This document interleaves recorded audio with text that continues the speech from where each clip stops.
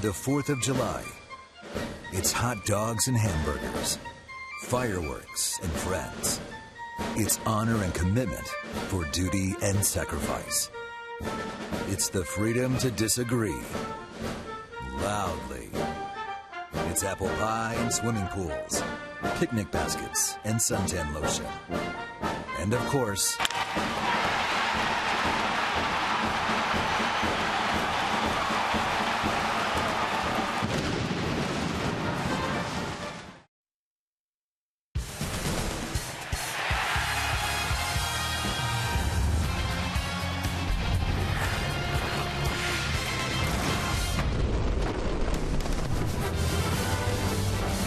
welcome to Minute Maid Park in Houston, Texas on this July 4th for all the ceremonies leading up to the national anthem, which is a moment away as we celebrate this nation's independence. The colors are presented by the E.L. Furr High School Junior ROTC, and the national anthem is being performed by the 36th Infantry Division Band's Soldiers Chorus, with both teams lining the foul lines and the colors now being presented around second base there. And now we go to the 36th Infantry Division Band and the Soldiers Chorus. At the twilight's last gleaming, whose broad stripes and bright stars through the perilous fight o'er the ramparts we watched, were so gallantly streaming, and the rocket's red glare of us bursting in air, it proved all night that our flag was still there. Oh, say does that star-spangled banner yet wave o'er the land of the free and the home of the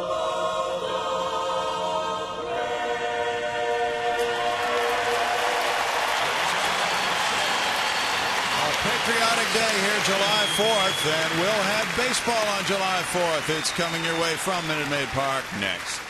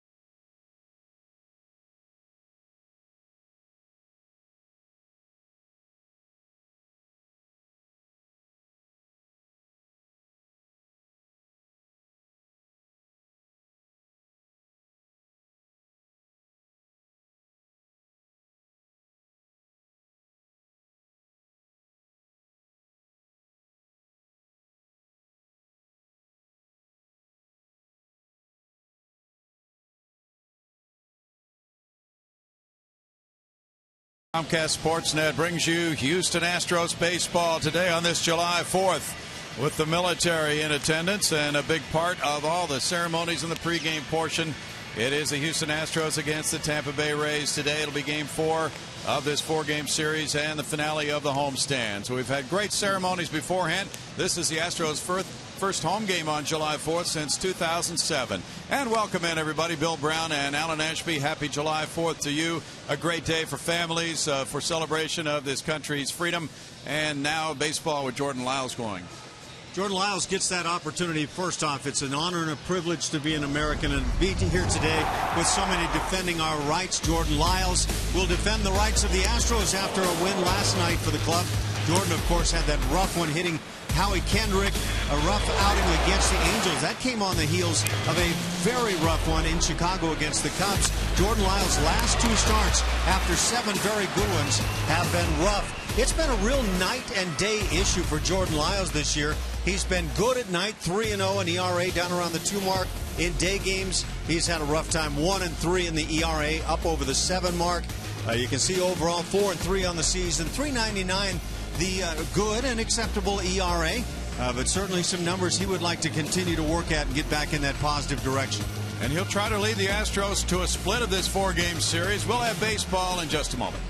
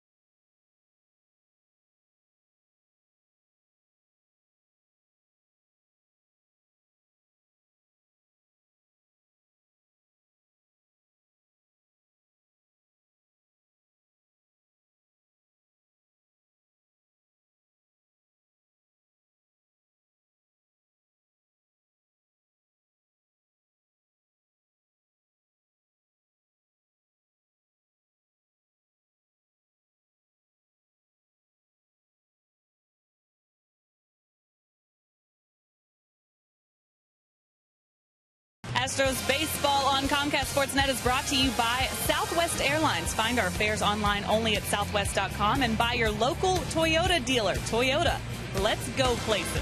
The Houston Astros ready to go here on the 4th of July and very excited to play the sport that they love in front of the fans here on this special day in the summer. And they look sharp in their patriotic style hats. Many of the guys talking about how excited they were to wear those as well. And changes to the lineup today, getting some rest for Matt Dominguez. And for more on the lineups, we go upstairs to Bill Brown and Alan Ashby. Happy 4th, guys. Happy 4th, Julia. You're wearing your red, white, and blue in the spirit of things. Yeah, I love the new caps. It's one of those days that really stands out. And as we mentioned, the Astros have not had a July 4th game here at home since 2007, so it's nice to have that opportunity again. Lineup cards are being exchanged around home plate right now, and the Astros are taking the field. And they are trying to gain a split of this 4-game series. They're 2-6 on this homestand. They've dropped 5 of their last 6 games. Jordan Lyles headed to the mound trying to do something similar to what Bud Norris did last night to try to reverse things. And Bud stopped the 5-game losing streak with a 4-1 win. 7 solid innings, allowing 6 hits and a run. There's the first baseman, Chris Carter. And here's the lineup now for the visiting Tampa Bay Rays. Desmond Jennings leads it off in center field. It's Matt Joyce in left field.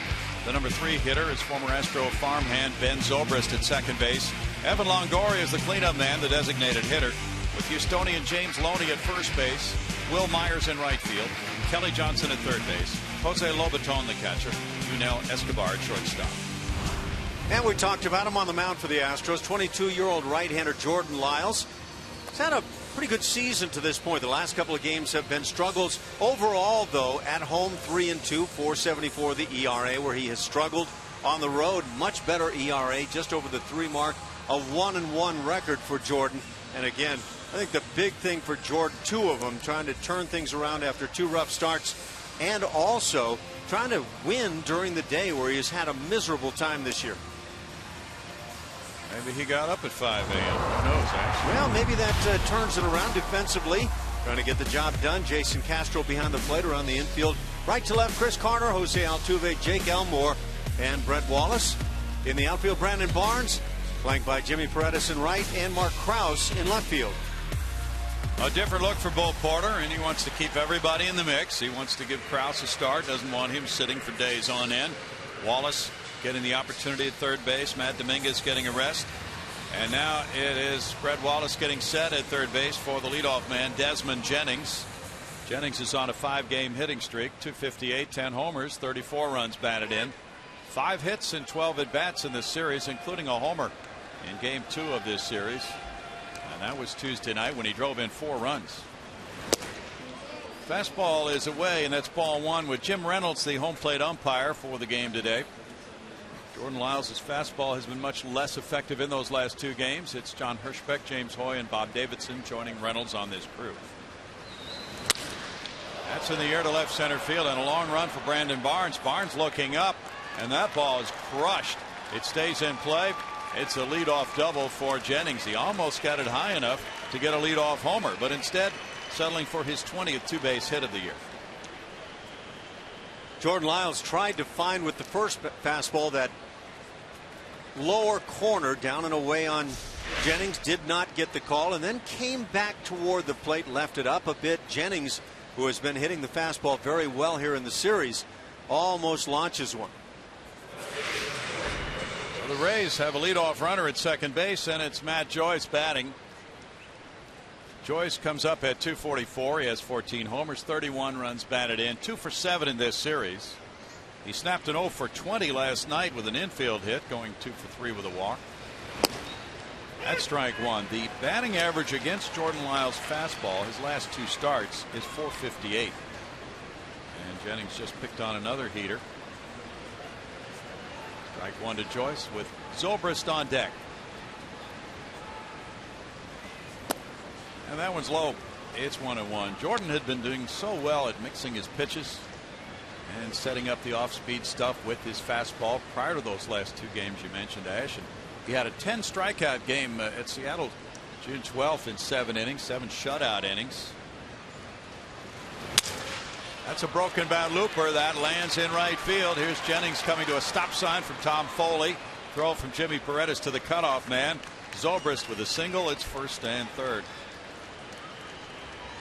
Just a splat job right here off the end of the bat. And once again, for a 3rd straight start now, Lyles has to deal with some early troubles and see if he can minimize the damage here in the 1st inning. Joyce hit that one near the end of the bat, didn't he? One of those innings where you hope you can allow just 1 run and get back at it and start mowing down these Tampa Bay bats. So Joyce gets the hit. Now Zobrist, 265, 5 homers, 44 runs batted in.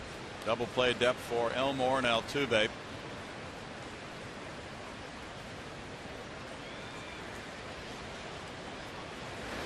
Zobrist takes it. There's ball 1 to him.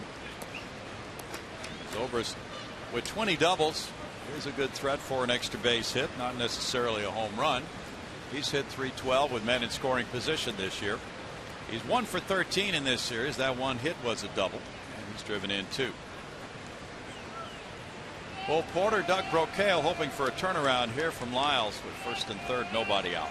Love the white hats. Yeah. 1-1 to count.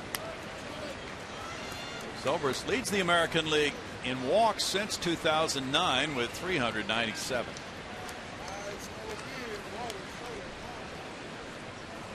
Lyles is facing the Rays for the first time in his career. Jordan with a lifetime record of 11 wins, 23 losses, and a 4.93 earned run average.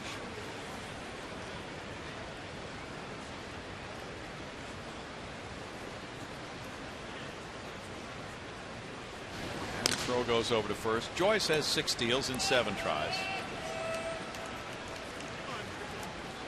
The Rays have won 7 of their last 10. They're headed back home for a 10-game homestand after this game today. Joe Maddon's club 45-40, 6.5 games off the lead pace being set by Boston in the AL East. That's hit foul. Oh, that's a ball to left field. I didn't see that one coming off the bat very well, and it's going to be out number 1. Not deep enough as Krause gets there for the catch. Ben Zobrist has been popping up a number of pitches here in this series. Rare for this very fine player, but a key first out now. And now that double play possibility with a guy who isn't able to run well, Evan Longoria, presents itself. Krause got behind it, came in for the throw, and came up and got Wallace around the right shoulder. Now with first and third occupied and 1 down, it's Evan Longoria. Wallace is available to play goalie for any club that may need his services at some point. Longoria with 17 homers has 47 driven in and a .297 average with a couple of hits in this series. That was in game 2 of the series. He looks at that one and it's ball 1. Longoria definitely the home run threat in this lineup with 17.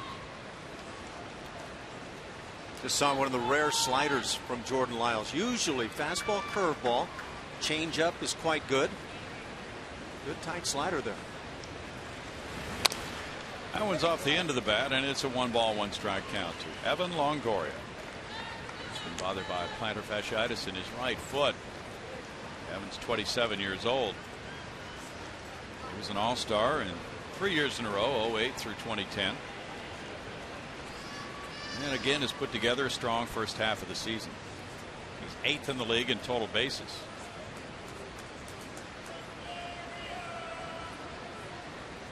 Throw goes over to first, and that keeps Joyce close, keeps the double play a possibility for the Astros. And the way Longoria is having problems running right now, that is a distinct possibility. He's bounced into 8 double plays.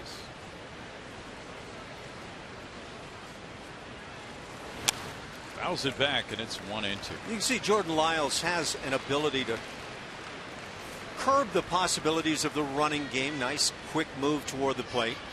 And this Tampa Bay club will run, and they'll run with anybody in the lineup. They'll also hit with men in scoring position. Joe Maddon's bunch hitting .291 to lead the American League with men in scoring position. They hit only .243 in those situations last year. 9th major league year for Joe Maddon. 2-2. He was very complimentary after last night's 4-1 Houston win about the work of Bud Norris and the hitting of Chris Carter. I think Bud Norris is starting to impress a lot of folks. Well, there was quite a bit of talk on network TV about him after the game last night. That's a slow grounded at third. Wallace coming in, no play at home. He goes to first base, and it's 1-0 Rays. Longoria with the ground out, getting his 48th run batted in with Jennings scoring and Joyce moving to second base.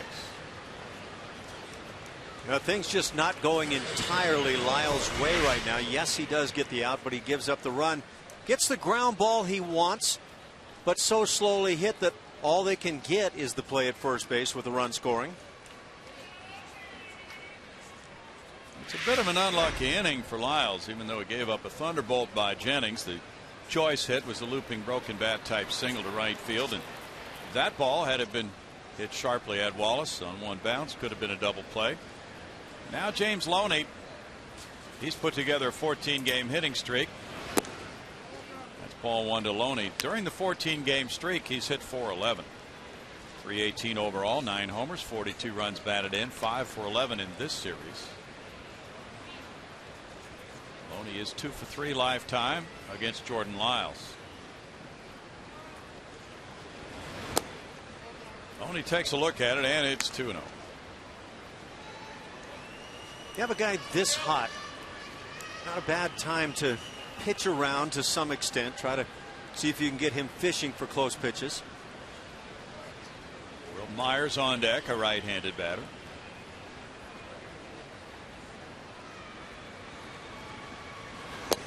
That's in for a strike, and that makes it 2-1 for Lyles.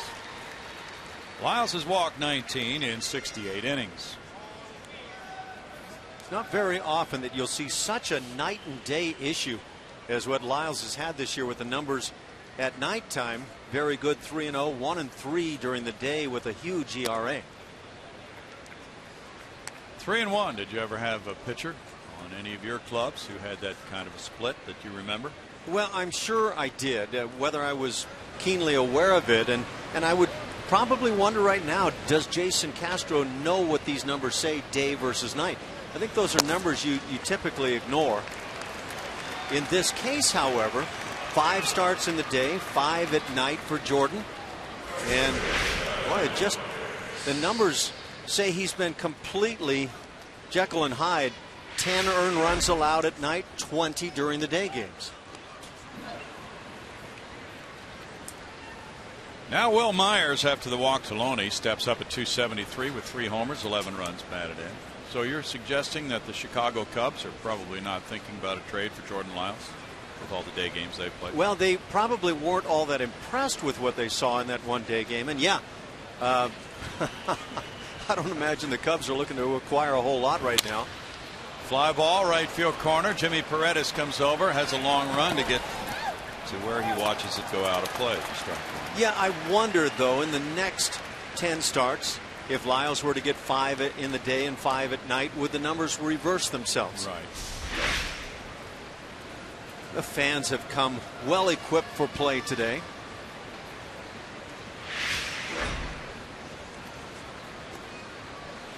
And for Lyles, it might mean a little bit of a change in routine if this kind of a trend continues.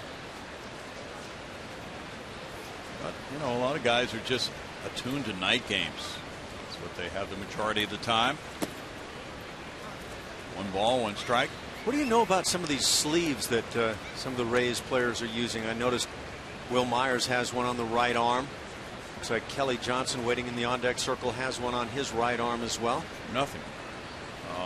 Thanks for the insight. Must be a medical reason for it, right? Yeah, they're all over the place. Okay.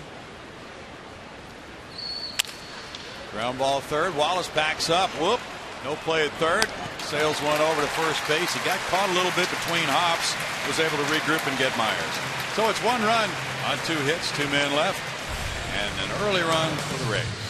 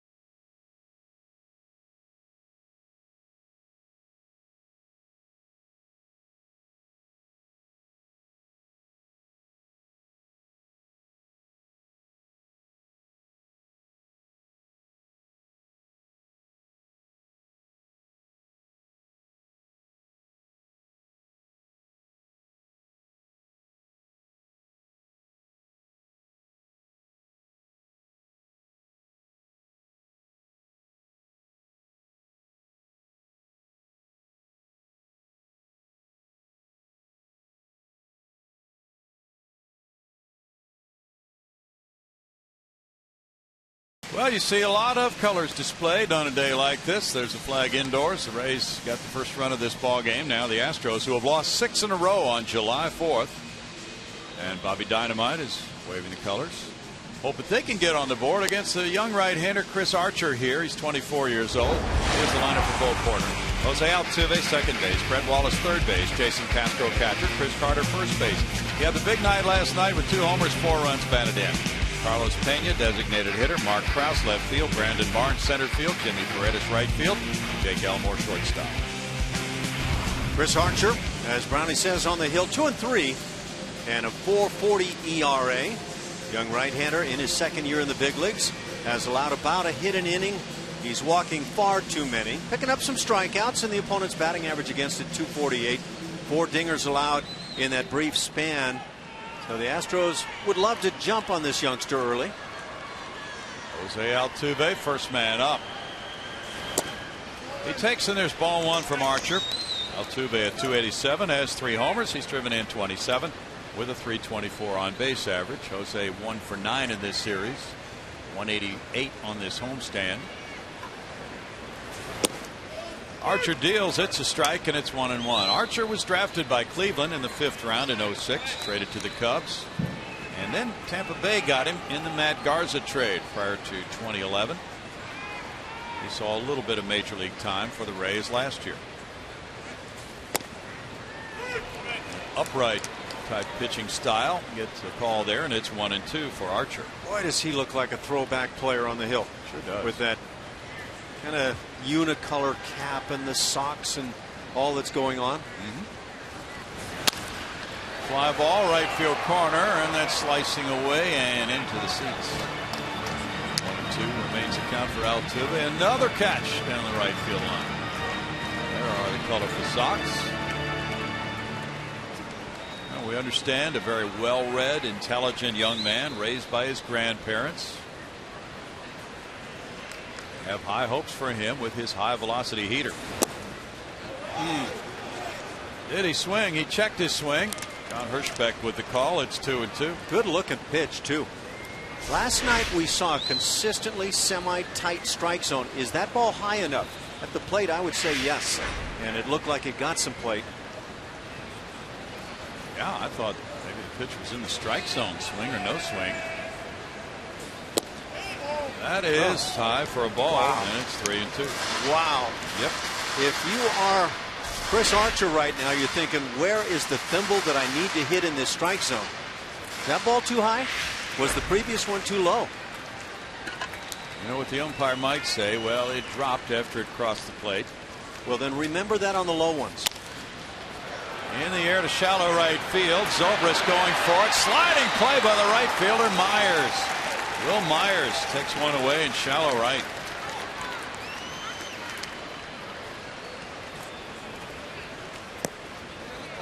Heck of a play, and Will Myers has been making his mark early with these Tampa Bay Rays. They've given the youngster a shot, and he's not tearing it up right now, but he's not embarrassing himself for the club. And when you can make plays like this, likely better than some of the guys that maybe have been a part of the club. See him calling for it, and Zobrist peeled off at the last instant. There's that sleeve again we were talking about. Yeah, they are wearing sleeves. Only one. There's strike 1 to Wallace.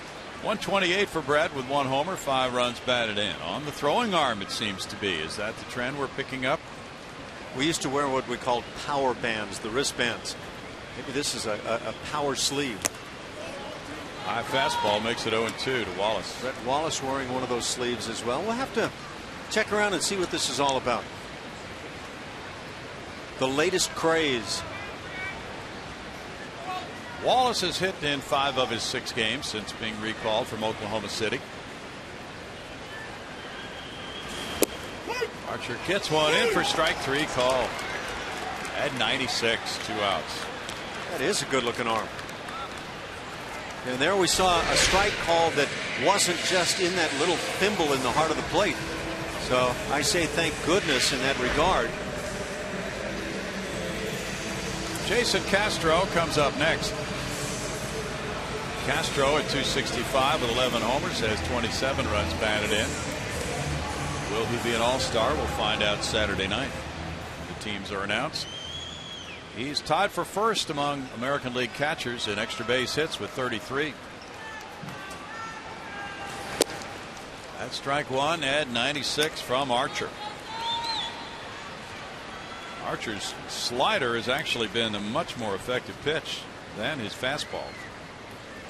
Fastball average is 95, but the batting average against his fastball is 290.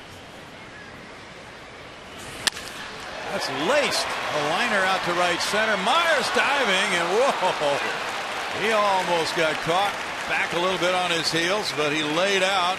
And on that hard hit liner, it's out number 3 as Myers goes to work in right for 2 of those 3 outs. It's 1-0 Rays after 1.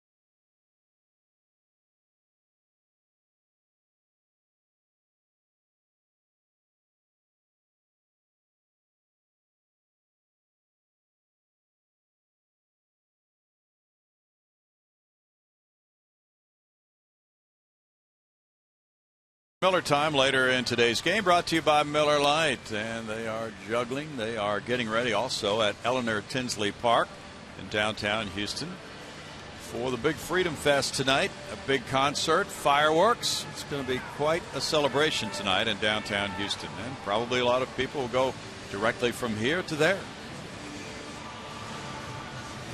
Martina McBride and Sheryl Crow to perform. No need to say more. Nope. Kelly Johnson comes up. He's leading it off in the second inning. 239, 11 homers, 39 runs batted in for Johnson. 3 hits in 8 at-bats in this series for Johnson. Around to bunt, and he moves the bat back and takes ball 1. Yeah, we could see these Rays hitters challenge Brett Wallace a bit as the third baseman today.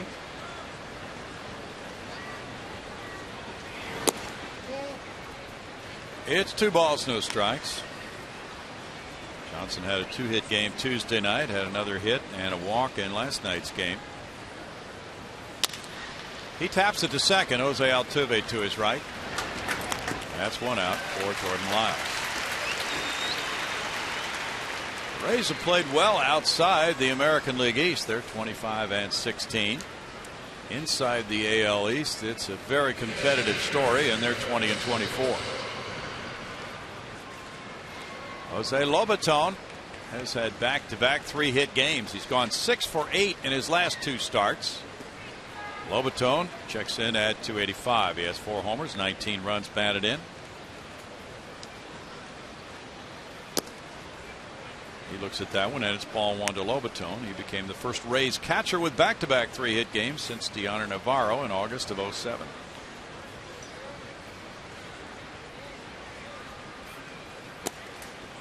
That's in for a strike, and it's 1-1 for Jordan Lyles, shooting for win number 5 of the year.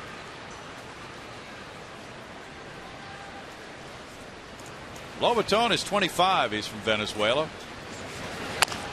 He taps this to first base. Carter tossing to Lyles. 2 down. And now Escobar will bat. Astros leave after this game for Arlington, Texas.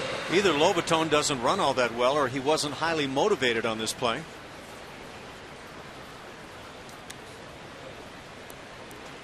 He took his time.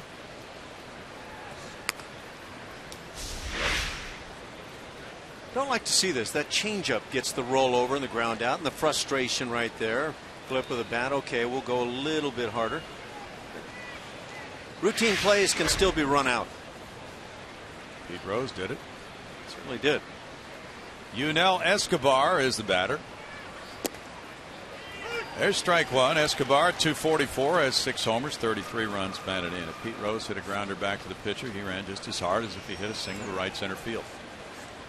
That was a headache slider thrown there by Jordan Lyles, apparently.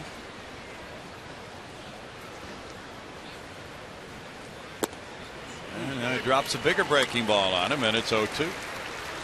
So should he set up his fastball with his breaking stuff, since the fastball has been getting hit the last few starts? I think it's valid while the fastball is being hit. And I think it's always valid anyway. I think that if you can just simply leave hitters not feeling assured that they're going to get this pitch or that in a given situation, then you've got something on your side. When you have a fastball as good as Jordan Lyles and the numbers are as high against it as they are, something's not right. Barnes in center takes care of out number 3. It's 1-0 Rays after 1.5.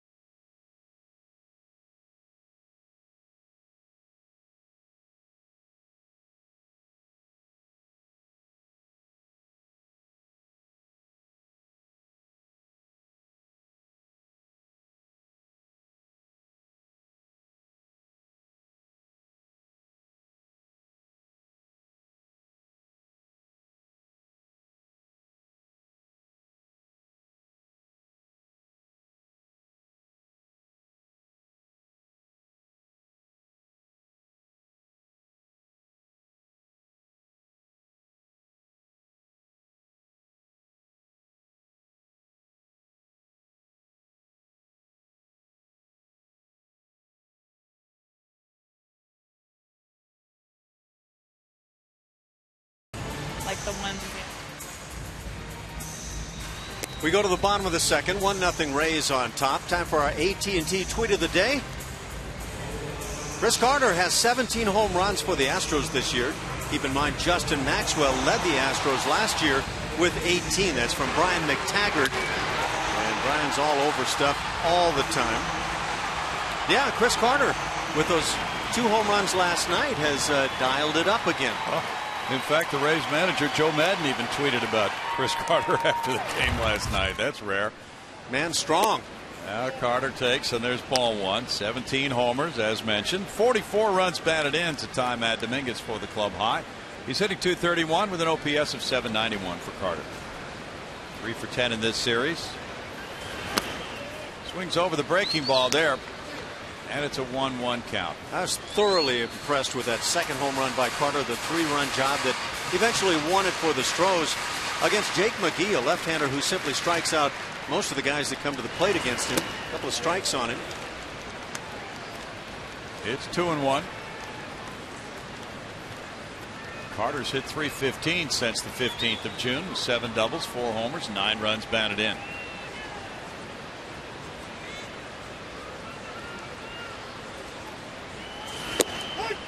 That's his fastball for strike 3 call after setting him up with breaking balls. Strikeout number 2 for Archer. Julia. Hey, Brownie. Carlos Pena coming up now and playing against his former manager in Joe Madden. And yesterday he told me he sees a lot of Bo Porter and Joe Madden. There's a lot of similarities there, including how they're both very innovative and they're not afraid to try something new. Brownie. Yeah, and tweeting about the opposition player who beat you with a couple of home runs the night before. That's quite different for Joe Madden last night. But he's a very nice guy and very well respected. Has some different methods that are working. Carlos Pena with 8 homers, 25 runs batted in. If anybody ever tossed the book to Joe Madden when he took this job, he immediately tossed it into the fire because he just he does it his own way. Yeah. Give him credit for that. He's not taking a template left by the previous skipper. We're still checking into these sleeves the players are wearing today because it seems to be unanimous.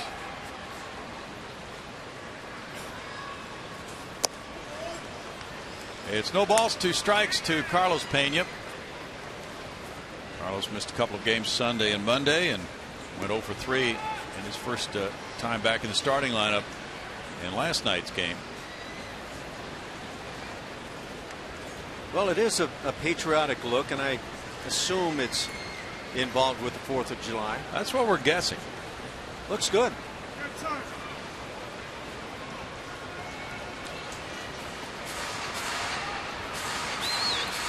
Red, white, and blue. Looking out, it seems that all the players are wearing them. Foul back, still 0-2 with Mark Krause on deck. Good peek into the glove of Archer as he gripped that changeup. Took about 9-10 miles an hour off of that pitch from his fastball. It would be uncomfortable for the pitcher. Archer is not wearing it. He's thrown only 20 pitches. Rays starters have been conserving their pitches in this series. Foul back, still 0-2. Well, Archer makes it look easy on that heater. Not a big guy. Does it make a difference if a guy has the big body pitcher that all the teams want to be able to get? But sometimes it's the slightly built guy or the short guy that'll have the big time arm.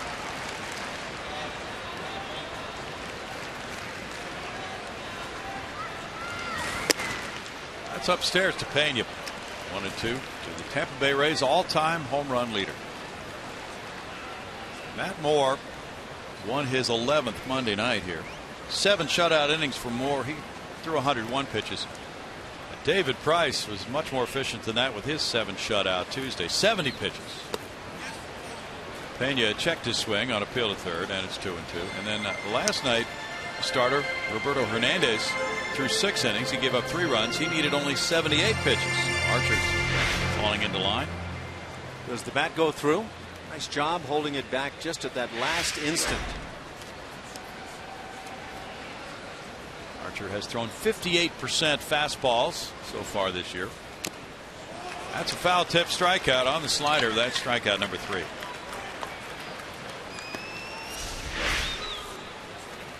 I think when pitchers, the starting pitchers in particular, are just throwing strike after strike, as David Price certainly did, at some point you just have to come out of that game plan that says let's work him deep, because with excellent stuff, and what today's stuff by Archer fits in that category. If you're going to fall behind, you're going to put yourself in a tough spot. Mark Krause got his first major league hit last Tuesday night. It was a double. He's at 091 for 12 at bats. There's strike 1. Julia has a report on the sleeves. Yes, Brownie. Just used for compression, trying to keep the throwing arm warm, and they look cool. Ah, boy, does that ever look nice with orange. That is a nice evening gown kind of look. Yeah. Thank you. Thank you. So you need some white gloves. It's keeping my mic holding hand warm. I want to know who's sharing. I don't know. I got one from Oka. Okay. Help me out. They look cool. Yeah, they do. Look at the guns on her. I know. Yeah, she's been lifting. Foul ball. 1-2. Julia, you know, that might help you as the second half of the season rolls along. Come August, the dog days of August, people are looking for something to give them a little lift. You're right. Maybe it's the sleep. I might need one for both arms and both legs by the time this season. So It's a long season, yeah. Her ability to get the big interview will not slow down at all. No. That's a little flare out of play. Still a 1-ball, 2-strike count. We'll be joined by the Astros' third-round draft choice, Kent Emanuel, in a few minutes. He has signed and is here today with his parents. He's getting ready to head out on his pro career. Lefty from North Carolina.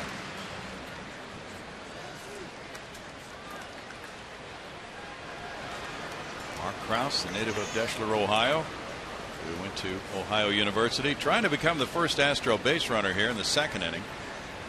They have really been in a rough patch with their offense recently.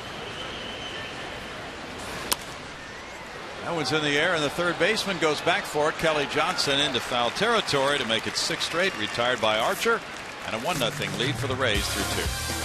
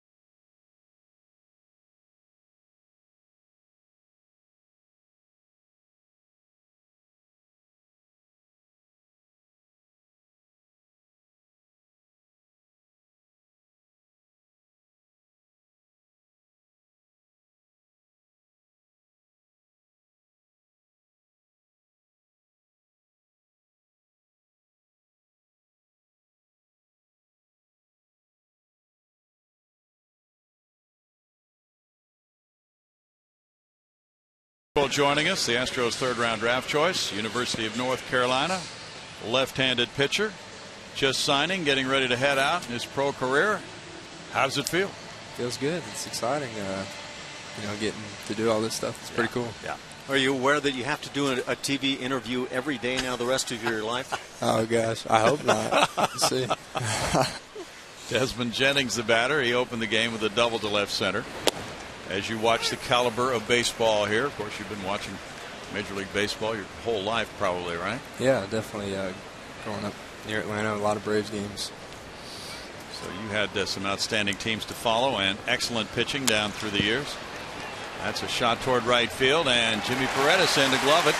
That's out number 1. Is the defensive play one thing that would stand out for you watching baseball at this level compared to the lower levels? Yeah, definitely. I think all phases of the game, you know, obviously is a step up. Yeah, but definitely they make the plays look so easy at this level that, you know, lower levels might not be able to make as easily. What kind of strengths do you bring now as you embark upon pro ball? I think, you know, as a pitcher, I don't have one thing in particular that stands out. I think that in itself is a strength. I'm able to throw any pitch in any count, and you know, just that's what I do. I just like to pitch. What velocity fastball do you work from? I usually sit around the 90 mark. I'm not a flamethrower, but you know, obviously that's something that's improved every year, and I don't plan on you know, that stopping. Hopefully it'll keep going up. Big time command guy. Yeah, I like to throw strikes and get ahead of the count, and that's usually what, you know, leads me to being successful. Top ball, first base side by Matt Joyce, 1-2. As you have watched Major League pitchers now, as you've developed at North Carolina? Is there anybody you think you might be close to in style who's currently in the big leagues? I don't know. That's a tough question. That's one that I've never really been able to answer. There's not really anyone in particular that I try and emulate. I think take pride in being myself. It's probably the best way to do it. 2 and 2. Who's had an impact on you in terms of learning your craft? Has there been a pitching coach who has maybe made an impact on you, changed your thinking in some area that you can recall? Yeah, I think all the coaches growing up have had a little impact here and there. I've learned different pitches from different coaches, and how to attack hitters from different coaches. Obviously, Coach Forbes at North Carolina has helped me with that too. So yeah, I think just everyone just kind of come together like a big melting pot almost. What have you been warned about stepping into pro ball to watch for, to take care of your arm, whatever it may be?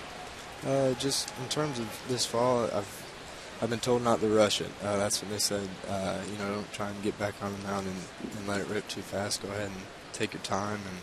And I had a pretty heavy workload this spring, so they're not rushing me to get back on the mound right away. Sobers taps one foul. Well, your battery mate at North Carolina, Brian Holberton, is already out there at Greenville, and he was the Astros' 9th round pick. So that's an interesting pairing, isn't it? Yeah, that's pretty cool. To have him picked by the same organization, and a couple kids on my Cape Cod summer team were picked by Astros too. So we have some familiar faces in the organization. It's pretty cool. Is this something you've been aspiring to all your life? Yeah, definitely. Wanting to play as a professional growing up is obviously, every ball player's dream, and to be one step closer to the big leagues today, it's pretty cool.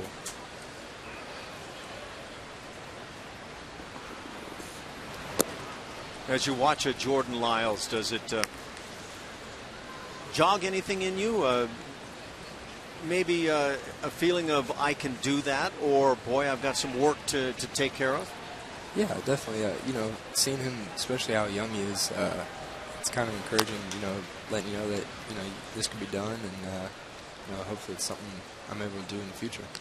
You talked about the heavy innings load, and the Astros, of course, going to be very careful in managing that. So you've been shut down for, about 3 weeks now? Yeah, I haven't picked up a baseball since my last game in the College World Series.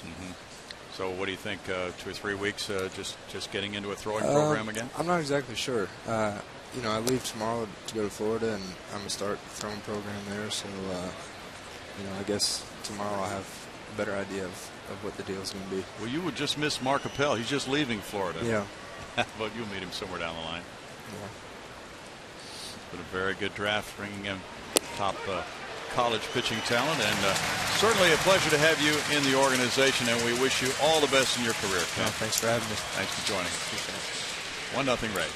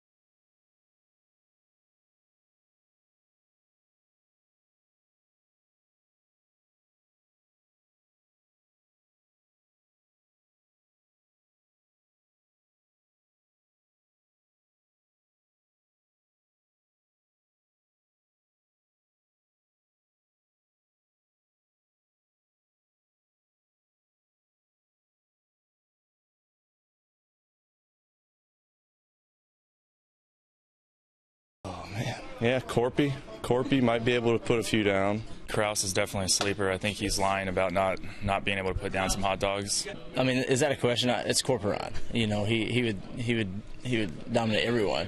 Do you think you could win? Oh yeah, I'm a spread killer. We welcome you back. Speaking of dogs, Friday, July 19th is Dollar Dog Day at Minute Maid Park. Watch the Astros face off against the Seattle Mariners at 7:10 and enjoy $1 hot dogs all game long. Top it off with post-game fireworks.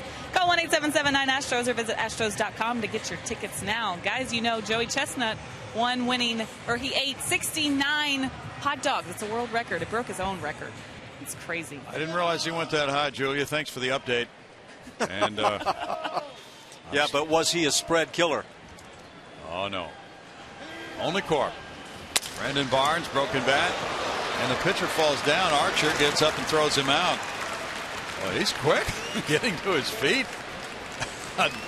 And that's out number 7 in a row as Archer turns in a play. Heater's quick to the plate. And, yeah. Not bad stuff right there. Yeah, the toss lacks a little something to be desired. But an infielder could only hope to be that fast. Now Jimmy Paredes, the batter. At 189, he has 1 homer. He's driven in 7 runs. I wonder if he's trying to show Joe Madden he can play multiple positions. He might be. He's pretty nimble and very quick-footed. Jimmy showing bunt. Takes strike 1. This is his 3rd start since he was recalled on Sunday from AAA Oklahoma City. And Justin Maxwell on the 7-day concussion disabled list will be headed out on a rehab assignment probably over the weekend. Good news, I ran into Justin last night after the game and said he's feeling good. Everything is in order right now, and so I think we can look forward to seeing him very quickly. He's shooting for Tuesday night in St. Louis. Jerry Max will need 1 game. That's the feeling. But he has more strenuous testing to undergo first, Bo Porter said, because he had a little relapse on that concussion. They thought he was about ready to return, and he played in that 1 game. And then went diving back into first and had some headache problems, a little dizziness, that he will have to undergo more strict testing now before he's allowed to play in another game. 2 balls, 2 strikes. The doctors have a very rigid regimen involving players who are in that type of situation, dealing with slight concussions. And if he can get over that hurdle, he'll be back on the field in a few days. Fouled, and it's still 2-2 to Jimmy Paredes. It's July 4th. The Astros have been on the road the last few 4ths of July. They were in Pittsburgh the last couple of years. Their last win on this date, July 4th, was in 2006. That was in Houston. They beat the Cubs 7-2. They're 27-28 all time on this date. It's 3-2. Let's see. George Steinbrenner was born on July 4th. Late Yankee owner. He represented fireworks. He certainly did. Archer gets a strikeout. That's number 4 for him, and he is retired the first 8. This guy's got a good changeup to go with that genuine fastball. See the grip. That just screams changeup.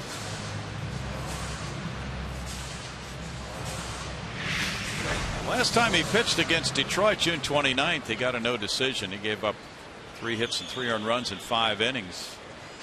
Walked 3 and fanned 3 against Justin Verlander.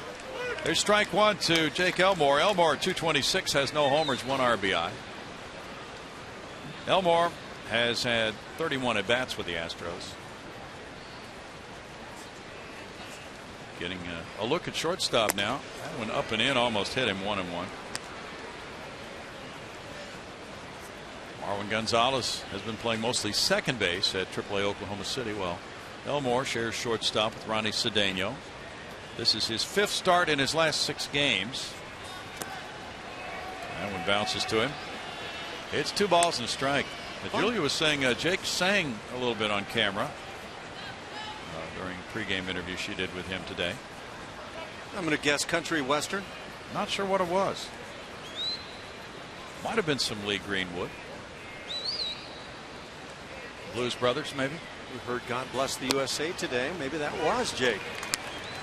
2-2 to Archer.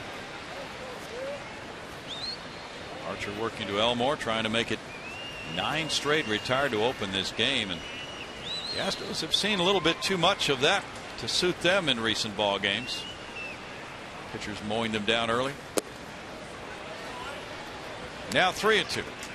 Don't want to judge a guy too quickly, but this arm that is possessed by Archer is extremely good, and yet he's been kicking around the minor leagues for a while, since 2006. Minor league numbers overall, not blow away type numbers. There's a walk. Elmore works a 3-2 base on balls. First base runner for Archer, and that's what's been holding him back, the walks. Over his minor league career, 428 walks in just under 770 innings. Rays have not scored many runs for him. They're averaging 2.35 runs per 9 innings. They've scored only 8 runs total with him in the game over his 6 starts. Jose Altuve hit a little pop fly to shallow right field. Myers made a sliding catch on it. That's good for a strike.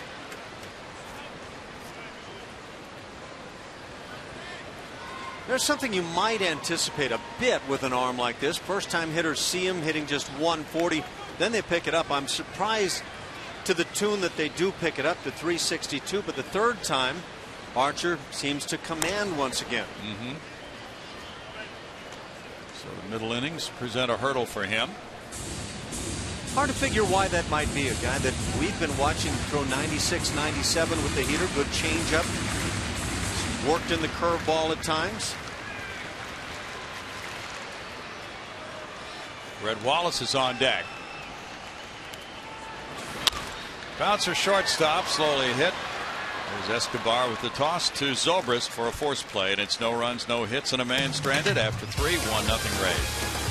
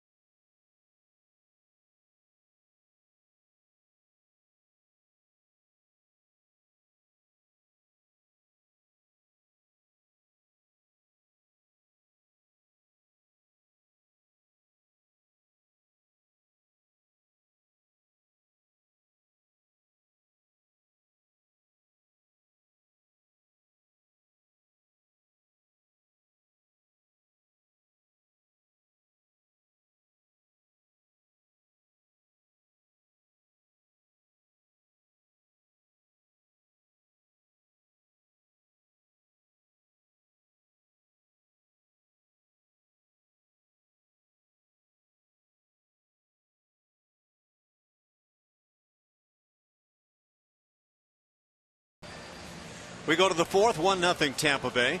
Create memories, save money, and have fun with Astros baseball. Whether you're treating your employees, hosting clients, or bringing out your church or youth sports team, we'll create an experience your group is sure to remember. Call 1-877-9-ASTROS or visit astros.com to enjoy special pricing and great benefits by reserving your group or suite today. Evan Longoria leading off the 4th inning. 1-0 Rays. He takes ball 1. He has the only RBI in this game. Came on a ground out to 3rd in the 1st inning. Hits that one, and the center fielder Barnes comes in shallow right center. Takes charge. We're out number 1. Jordan Lyles is not allowed a homer now in well over 100 at bats. third longest homerless streak against any Astros starting pitcher this year. Kind of a hanging breaking ball, but Longoria still bothered by that very sore foot. Just pops it up into shallow center.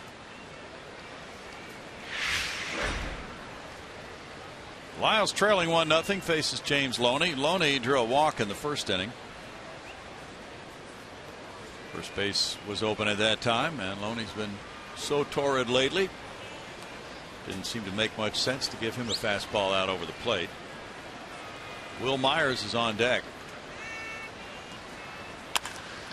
He shoots that one through the left side, and Loney takes his hitting streak to 15 games, tying his career high. I was just about to say, I wouldn't let him see a fastball out over the plate at all.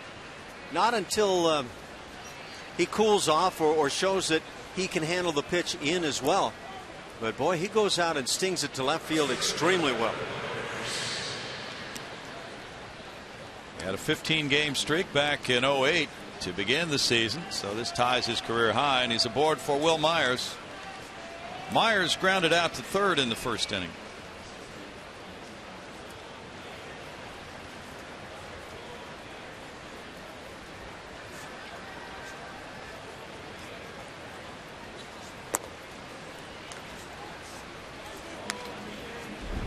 Will Myers has played some solid defense, nice plays, couple in one inning, that sliding play and then the diving play in right center field on the rocket hit by Jason Castro. So the youngster can play with the glove, known for the big bat though.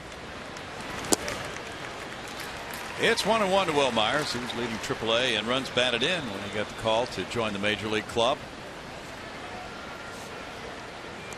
At 57 runs batted in for the Durham Bulls, historic minor league franchise. Crash Myers. Yeah. Strike makes it 1-2. That's a good slider from Jordan Lyles. Guys are talking about that very fact. The Rays are 4-11 on Independence Day. What does that mean? Pretty much nothing. Ask Will Smith and you'll get an answer. Yeah. 2-2. They go back home to host the White Sox for 3, followed by the Twins for 4, and then the Astros for 3. Up to the All-Star break.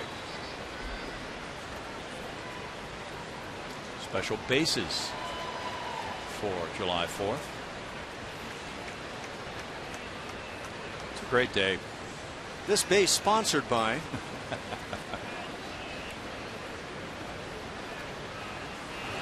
You know what I really like, and that's strike 3. Strikeout number 2 was the veterans who lined up on the foul line alongside the players for the anthem at the beginning of the day. Players should have felt very honored. Yeah. I'm sure the veterans enjoyed that as well, but it is one of those special days you get to kind of rub shoulders a little bit with those who keep the freedoms that we sometimes take for granted. The Astros are hosting uniformed military personnel from all branches of the armed services today. Kelly Johnson looks at ball 1.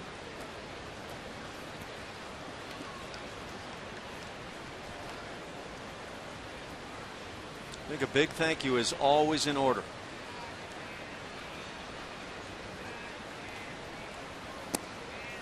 Strike makes it 1-1 to Johnson. Congress signed the Declaration of Independence July 4th, 1776, declaring this country's freedom. John Adams and Thomas Jefferson were the only signers of the Declaration to serve as presidents. Swing and a miss, 1-2, and they both ironically died July 4th, 1826, on the 50th anniversary of the signing of the Declaration of Independence.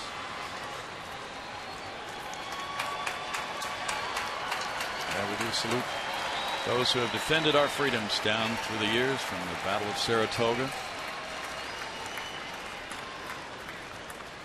and through battles in Afghanistan recently, Battle of Belleau Wood in World War I, Guadalcanal, Battle of the Bulge, all those famous battles. Franklin Delano Roosevelt with our Geico quote: "In the truest sense, freedom cannot be bestowed, it must be achieved."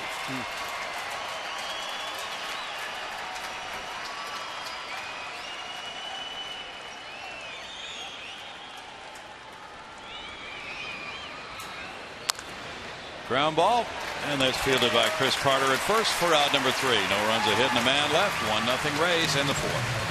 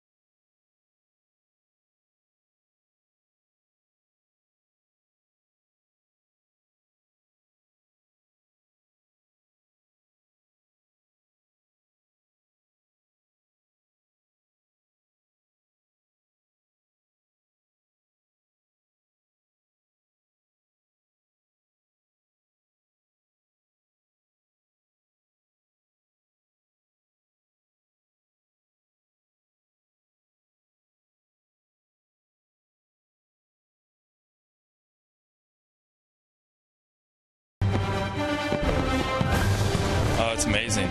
As a kid growing up, obviously watching games on the 4th of July. Playing a big league uniform on the 4th of July, summertime, independence for our country. You know, just honoring all the troops who serve our country. It's a blessing, an honor. And there are some of the troops assembled here today. They've watched as the Rays have built a 1-0 lead. We go to the bottom of the 4th inning. And it's a no-hit first 3 innings for Chris Archer. Archer has only 1 base runner. Jake Elmore, you saw him on the end of those little sound bites, as we say. He drew a walk in the 3rd inning. He's been the only base runner so far. They proudly bring the colors out on this July 4th.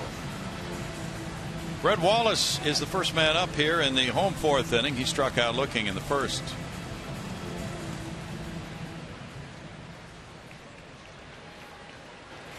Mark Appel is scheduled to make his pro debut tomorrow at Class A Tri-City in New York.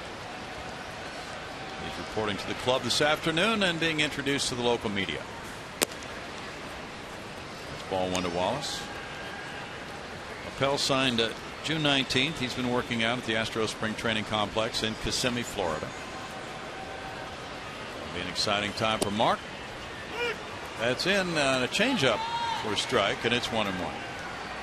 Changeup is a pitch Archer has thrown only 11% of the time.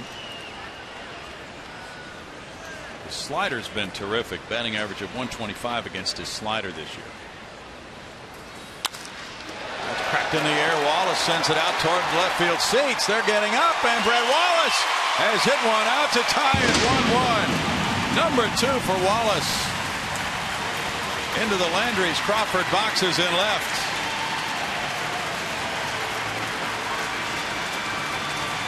Well, there's no doubt he has opposite field power. I'm stunned that Tampa Bay would leave a fastball out over the plate for Brett to be able to jump on. See, it's very much like the James Loney situation. I think that's a tactical error. And there it went. Tie this game at 1. Last night there were a couple of big booms from Chris Carter's bat. He hit 2 homers. Now Wallace connects. Jason Castro with ball 1. So the home run is back in the Astros attack. Castro blistered a line drive. It was caught by the right fielder Will Myers in the 1st inning.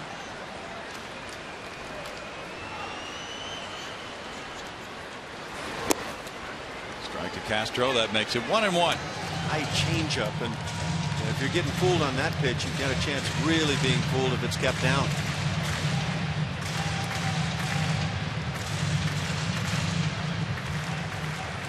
Wallace has been working on some things with his weight distribution, his hands. in the last year with hitting coach John Maley, working on pivoting on that back foot. So a lot of things have come along to change things for him at the plate here in the last year. He's strong and excellent when he's able to extend. Yet to show that he can really do something with that pitch in. And you can see the high hands and everything that he's talked about, the rhythm. When he extends on that pitch away, look out. 5th home run allowed by Chris Archer in 34 innings. 1-2 to Castro.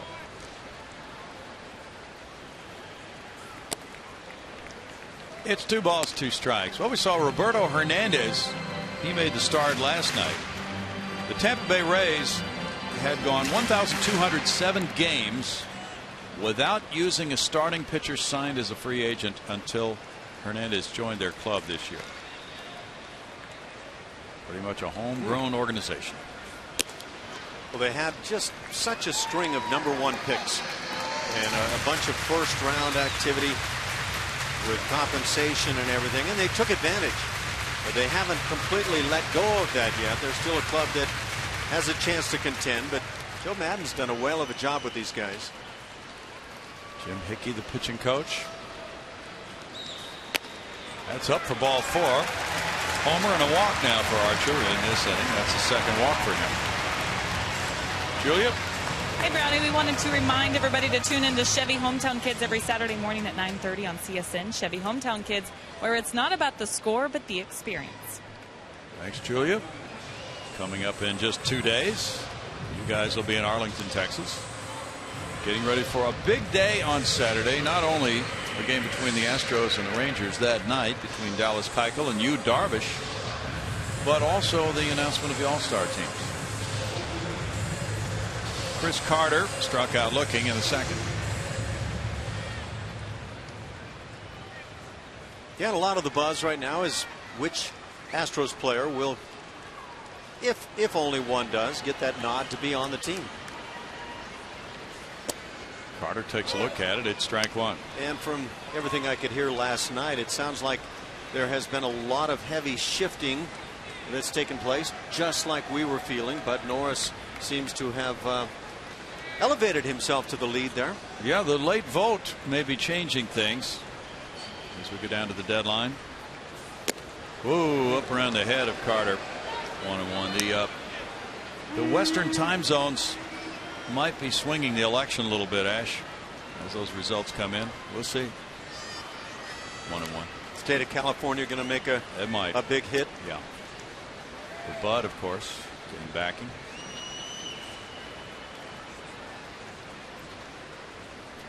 Of course, Jason Castro's a California guy too. Strike 1-2. Well, Carter being responsible for all 4 of the Astros runs last night with a pair of homers. He's joining select company. According to the Elias Sports Bureau, only 5 other Astros have hit 2 home runs that either tied the game or put the team ahead, while accounting for all of the team's runs in a victory. Jeff Bagwell, Craig Biggio, Lance Berkman, Hunter Pence, Justin Maxwell. Foul back. Last night was the 2nd multi-home run game of Chris Carter's career. He connected twice in Seattle this year on April 9th. It was the 5th time this year an Astros had a multi-home run game. Now we can go back to spring training. All the talk about Chris Carter and the 16 home runs he hit as a member of the A's last year in 67 games. So now he's playing his 82nd game of this season. Not quite at the pace he had last year, but right in that range. You know, that pace is interesting. People say, well, he's on a pace to do this. He was on a pace to do that last year. Tap foul. But if a guy plays half a season, and we'll say he's with the team all year, but he gets 300 at bats, we'll say.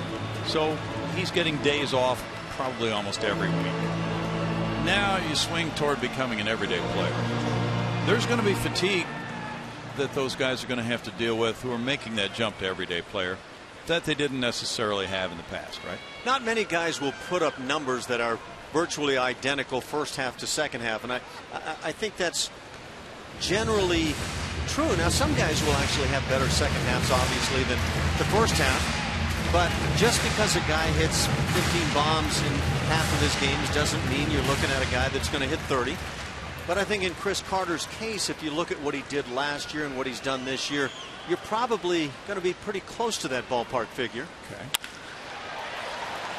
There's one from Escobar, and then the turn by Zobrist makes it a 6-4-3 double play. Escobar's played 41 games in a row without making an error. That time had plenty of time, so he dropped down to a knee to start the double play. Very talented player at shortstop. Has not been the most consistent player through the years, but as he drops to a knee, they're realizing the lack of speed from Chris Carter. That's good, intelligent baseball. 68th double play for the Rays this year. Now 2 outs and Carlos Pena bats. Carlos struck out looking in the second inning. Astros scored just 4 runs in the first 3 games of this series. Carlos lines one. The second baseman Zobrist is right there, though, in shallow right field for out number 3. And the Brett Wallace opposite field home run off Chris Archer tied this game in the 4th. It's 1-1.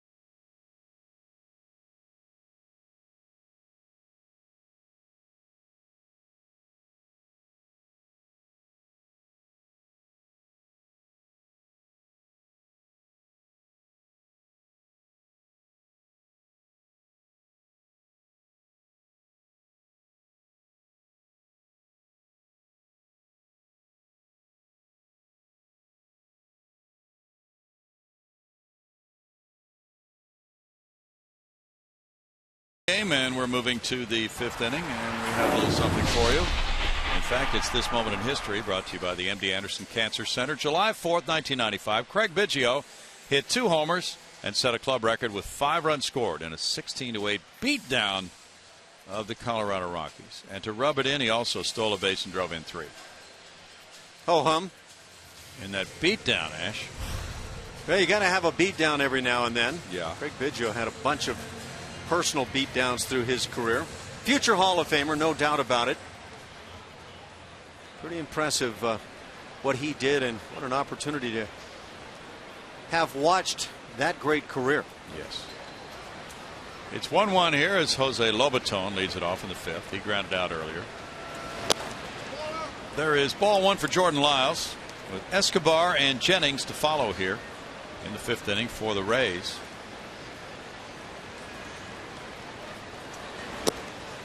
Lyles misses there and falls behind 2-0. Another Astro of yesteryear, Tony Eusebio, back in 1994, had 4 hits, including a double and a triple. That's out into right field. Jimmy Paredes. That one fooled him a bit. 1 out. Well, I think he's showing classic signs of a guy that was battling the lights. And it's impressively done if that's what it was. He'll throw the glove up just after, last thing we saw in there, you can see him kind of going after the eyes, but I think the lights got him.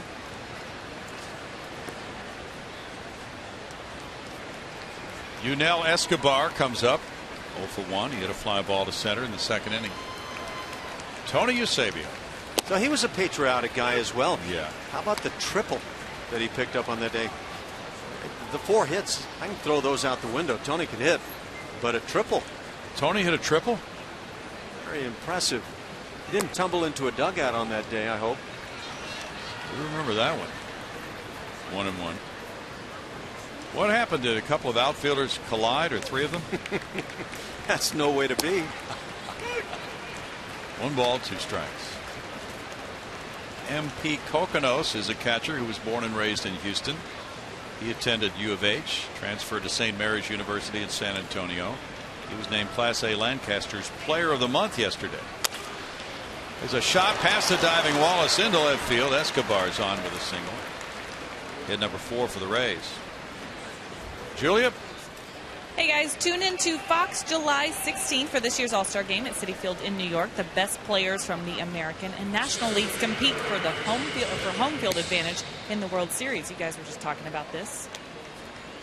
Yeah. So what's your feel about the Astros All-Stars? Do you have a gut feeling about who's going to be on that American League All-Star team? I think there's a few guys around here that absolutely need to be there. And they've been voting for each other. We've talked about it in the past couple of days. Yeah. Trying to get their families to vote too, and fans really got to step it up. Desmond Jennings, the batter. That brings us to a question, though. Strike 1 on Jennings. They're voting online as the fans are for each other, right? I believe so. But when they vote on the players' ballot, are they allowed to vote for their teammates? Ooh, that's a great question. Yeah. We'll have to ask. There's a shot into left field again. Hit that same hole, and Jennings has his 2nd hit of the day. It's 1st and 2nd, 1 out with Matt Joyce coming up. I don't think they are. Actually, I could be wrong on that. Yeah, I don't know the answer there either. There's some digging we need done around here. Okay. Somebody with a Did you bring your trowel? With a digging sleeve on ought to be able to get that done. All right, let's get one of those sleeves and a trowel. Matt Joyce. Wait a minute. This is July 4th. This is a day to relax. Yeah, right after you get the barbecue all taken care of. Joyce is 1 for 2. And that's ball 1. MP Kokonos is leading the California League in batting average at .350. Houston native. And he's driven in 50 runs in 56 games. He's the catcher at Lancaster.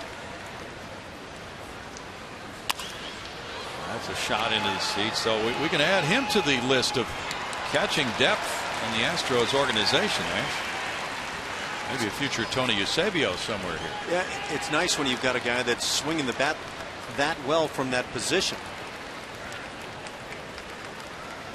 Of course, the Lancaster numbers are usually very good offensive numbers. Here's a future catcher. Well, they come as a trio. Kingston trio? Really proud of each other. I don't know if they can belt it out like that. 1 and 2. Is tonight the deadline on the voting for the All-Star teams? Oh, not sure. We need to do some more research on that. We're going to be researching for the rest of the afternoon. I thought this was supposed to be a day of relaxation. Came out. That's strikeout number 3 for Jordan Lyles. The curveball coming alive again here this afternoon. A little bit of a rough first inning, but he's turned it around beautifully. Now with 2 outs, it's Ben Zobrist. Zobrist is 0 for 2. The Astros named their minor league players and pitchers of the month for June yesterday. Jason Stoffel at Oklahoma City was the pitcher of the month. Jonathan VR, the player of the month.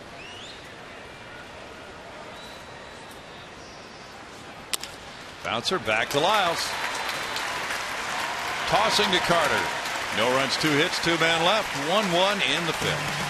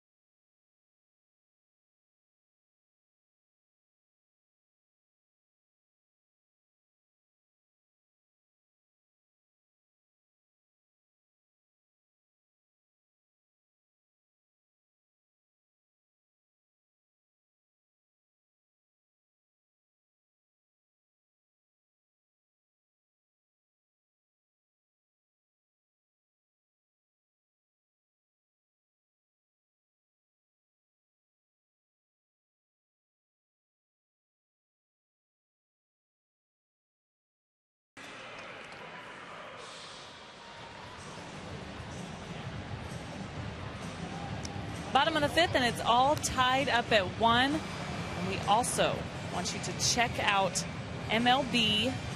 Well, I don't want to give it to the wrong. We want you to check out MLB at Bat. There we go. You have to text at Bat to 31826 or visit Astros.com for details as to get highlights, live scores, pitch tracking, anything you can imagine. Just go to MLB at Bat, guys.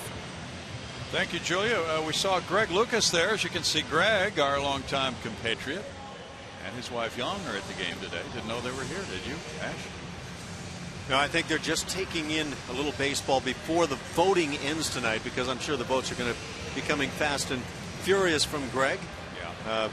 11:59 Eastern tonight, the end of the voting for the All-Star game. So that's 10:59 Central? That would be, yeah, that would be right. Okay. big math like that. You start getting into those algebraic equations, and I'm messed up. What would that be, Mountain, then? There's ball 1 to Mark Krause. He fouled out to the third baseman in the second inning. And Krause takes a look at ball 2. 2 balls in it. So you're telling us we need to start voting now on this July 4th, this day of rest? It's amazing how you can jump from algebra to trig just like you did there. Really something, isn't it, though? Sometimes you have to shift gears. 2 and 1. But rest while you're doing it today. Yeah. And eat plenty of barbecue. Build up your strength for the rest of the week. I wonder if there's going to be barbecue on the plane served this afternoon. I would guess you're going to get a lot of that. Strike. Here's a question for you. Yeah. This is Thursday, July 4th. Is anybody working on Friday, July 5th? There are people working. Phil says he's working. If they're asked to, make sure and arbitrate. Orbit has gotten himself in danger up on that rail before. Fly ball, center field. Jennings back. That's out number 1. I thought Orbit had been cautioned against getting back up there, Ash. Well, maybe not by Julia yet, and only when cautioned by Julia does one really listen. Oh, he's got to shake that little kid's hand. That's why he's doing it. I think that railing is in severe jeopardy.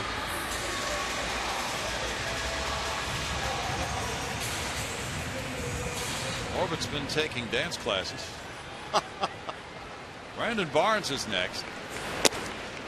And that's ball 1. Proving to my wife why there's no need to take dance classes. She just will not listen. Red Sox 5, Padres 2, top of the 6th inning. How many of us men have their wonderful wives constantly encouraging, I'll say, I'll use a good word like that we take dance classes together? Well, at one point or another, probably about 98.4%. At least, if not higher. That's just because they need a laugh. 2 balls and a strike. And into not wasting money. Just think of all the flexibility that could be gained from that, though, right? I've considered that, and I will stay on the side I'm on. That's a bouncer into right field, and a nice piece of work by Brandon Barnes. It's only hit number 2 for the Astros.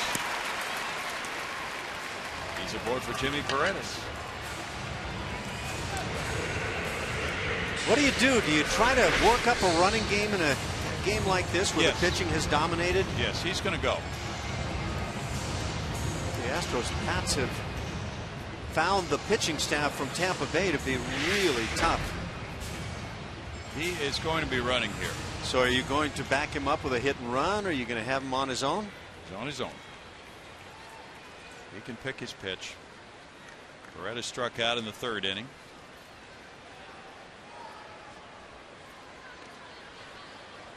Archer throws over.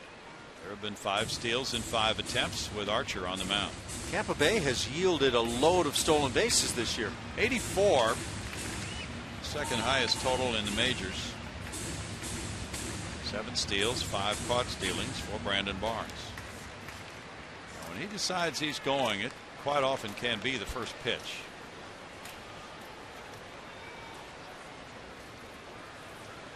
not going, and it's a ball. So he's going on this next pitch. Now that's a scientific response you have there. No, just a guess. Just a pure guess. Well done from the resting position.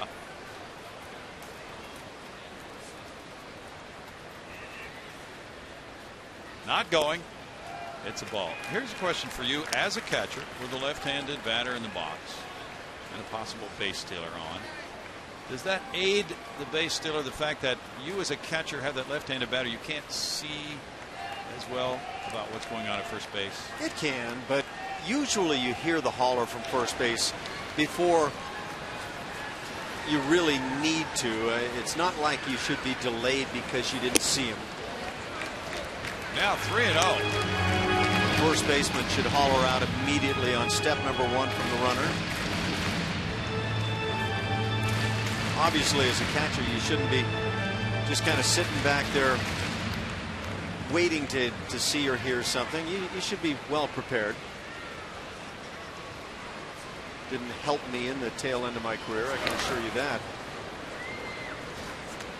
Draws the throw, went flopping back into first base. The Rays have allowed, as we mentioned, 84 steals. They've caught 16. Let's make that 64. 64 steals. Strike makes it 3-1. You almost found a way to make Joe Madden grayer.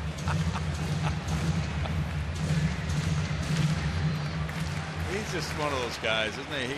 He looks like he would roll with the punches. Oh, does he ever? No matter what would happen in a baseball game. He has arrived at the ballpark with his hair dyed black and just all sorts of things. Runner going, and there's the throw, and it's on target, and they... Oh, it's ball 4. No wonder there's no call. James Hoy did not make a call. That's because the pitch was ball 4. Well, I think for the Astros, feel very fortunate that that was ball 4, because I think we were awaiting the thumb coming up down at second base. Looked like it. Now Jim Hickey's out to talk. Boy, that's a pretty good looking pitch too. Bottom of the knees area with that fastball. Could have very well had a double play on our hands. Brandon did not walk off second as others have done, only to be tagged out, not knowing it was ball 4. Well, now 76 pitches, 46 have been strikes from Archer. And it's Jake Elmore coming up next. Phone call placed to the bullpen. Archer had a 1-0 lead until the Brett Wallace homer in the 4th tied it. Now he's walked a couple and allowed a hit since that home run. 4 1/3 innings, still very solid numbers. And facing Elmore. Elmore was the first base runner. 8 straight had been retired by Archer until Elmore walked. Barnes takes off. It's a double steal try. No throw on the double steal by the Astros with Paredes following. He went to second with Barnes stealing third. Number 8 for Barnes, number 3 for Paredes. You know, with everything that was discussed on the mound for Tampa Bay, the one thing that was probably omitted was don't forget about the running game now.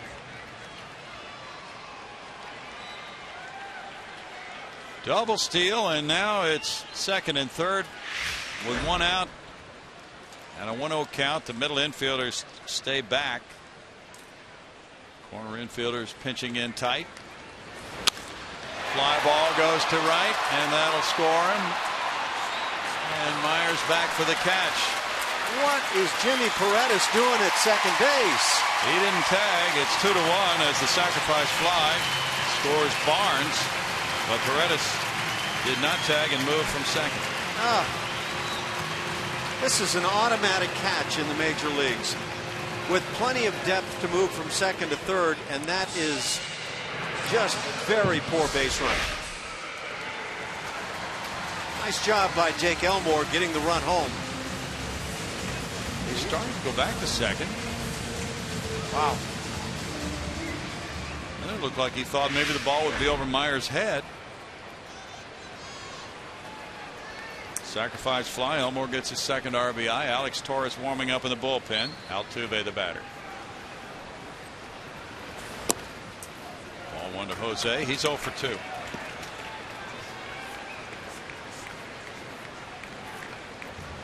Boy, oh boy, there are managers I know I have played for that would have been livid at this point. That's a mistake that can cost you a ball game. Well, in that situation, this one gets away, and he started to think about going to third, but didn't. Ball was recovered quickly by Lobaton. 1-1 to count. In that situation, if the base runner at second goes back to the bag, and the ball does prove to be over the right fielder's head, he can still score on that. Yeah, you would think so. But the thing is, you're sizing up something that you've seen 1,000 times, that fly ball to right field. You know that ball's likely 99.9. That's an ivory soap catch in the major leagues. And you tag up and move 90 feet.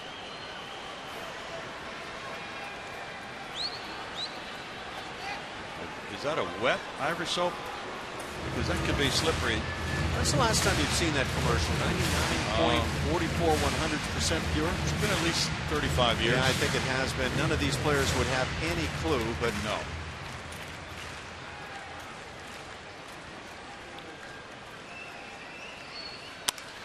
Fly ball out to center field.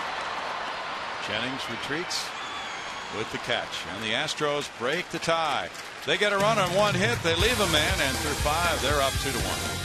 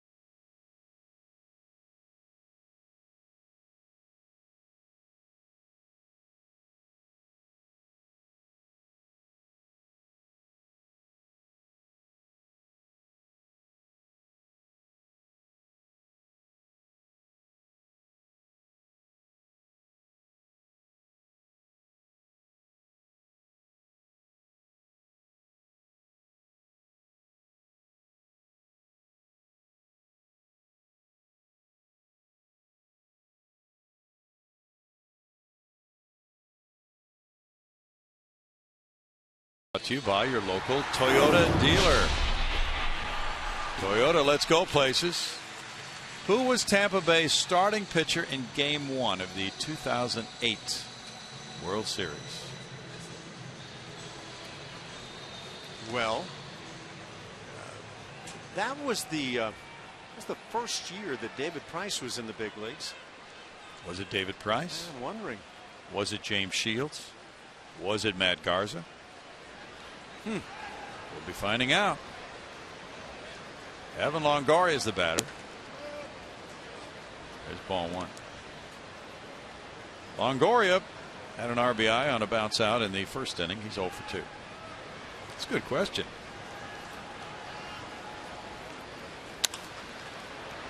Longoria hits that one toward the seats. Foul territory. And it's a 1-ball, 1-strike count.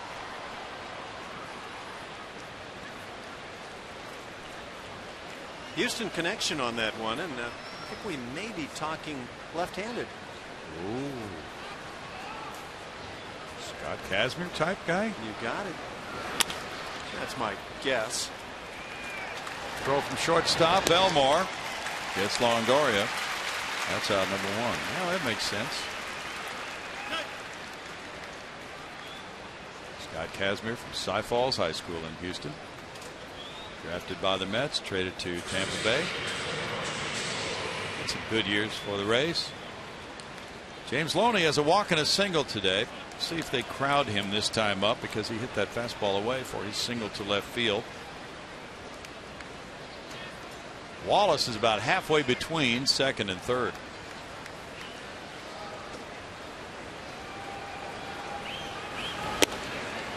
That's ball one. Yasiel Puig left with an injury last night for the Dodgers in right field, trying to make a catch. And it looked like a hip injury. 2 balls and no strikes. There are more and more columns being written by writers advocating that Puig be an all-star this season. Jonathan Papelbon says no. 2-1. I agree with Jonathan, but the guy has been sensational. You think it's good for the game if he does make it? Yes, it is good for the game. Fly ball deep left center field. Barnes on the run. This one hit way back, but it's caught by Krause. 2 outs. Let's see if it was Scott Kazmir who started game 1 of the 08 World Series. That was our trivia question for the Rays. It was Scott Kazmir. Now with Cleveland. Big time arm at that time. He's been trying to make that comeback again this year, and at times looking like it might succeed. Other times where it's come up a bit shy. Yeah. Will Myers has grounded out and struck out. Diamondbacks and Mets are tied 2-2. They're in the middle of the 8th inning at Citi Field, which will be the site of the All-Star game this year.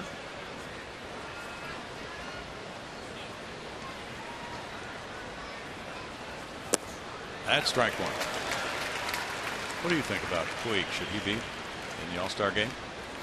The more I think about it, the more it becomes intriguing to me. I tend to agree. The knee jerk is to say, oh, come on, he hasn't been in the big leagues long enough to really consider. But has he been one of the best players that could help that squad win? Elmore with a catch at shortstop on the liner by Myers. Middle of the 6th inning. Astros 2, Rays 1.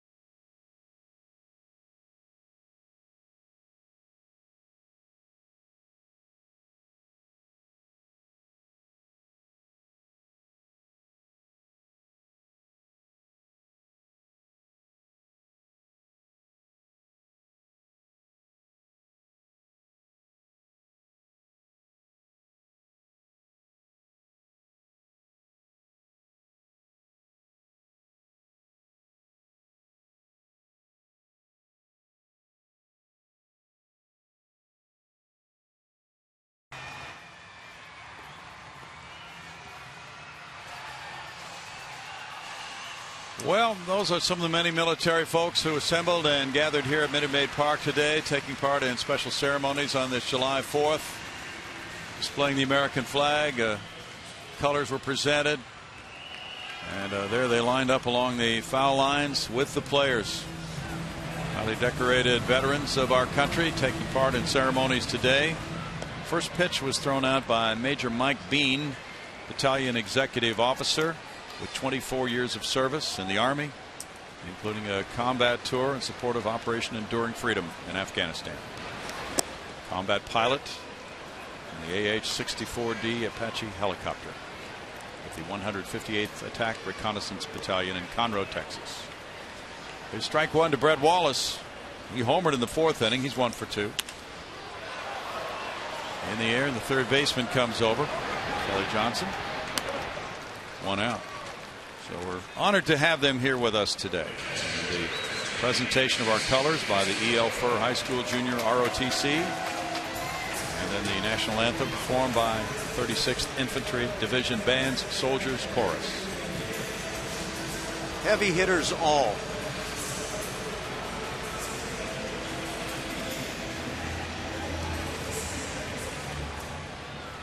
One out, and it's Jason Castro. He blistered a line drive caught by the right fielder Myers, and he walked. Taking a look at that one for ball one.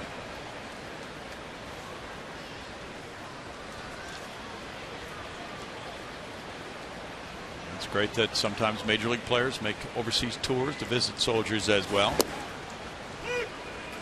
1 ball, 1 strike.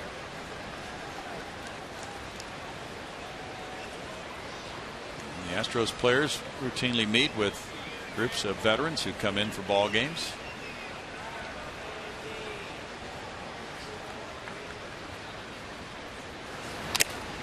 Foul back. We have so many military personnel in the state of Texas who like to take in a major league game with the Astros at Minute Maid Park from time to time. Always welcome.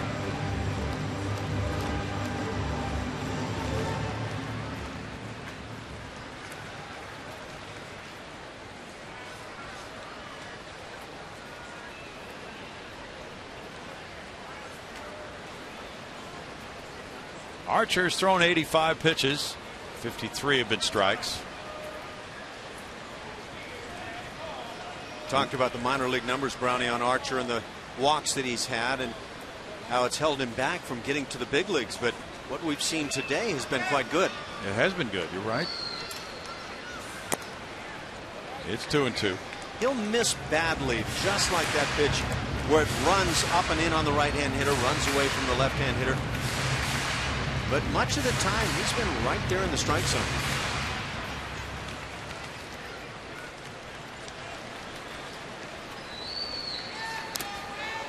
Foul by Castro. Still a 2-ball, 2-strike count to Jason.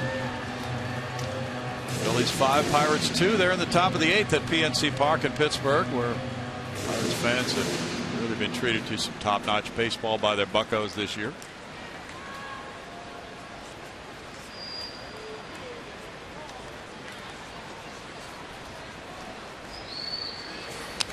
Castro shoots it foul. Still 2 balls, 2 strikes. I think the Buccos have gotten better with Garrett Cole coming on to be a part of that pitching staff now.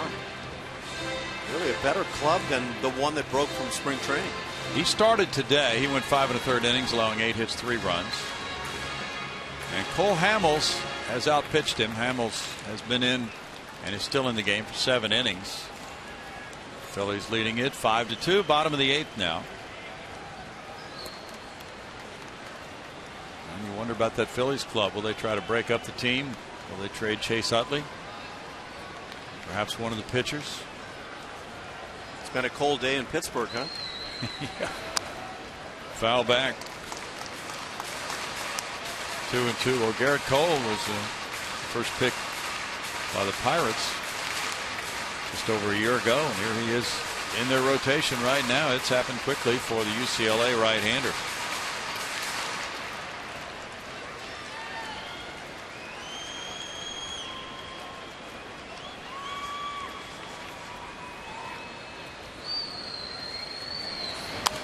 Castro fouls it back, keeping the count at 2 balls, 2 strikes.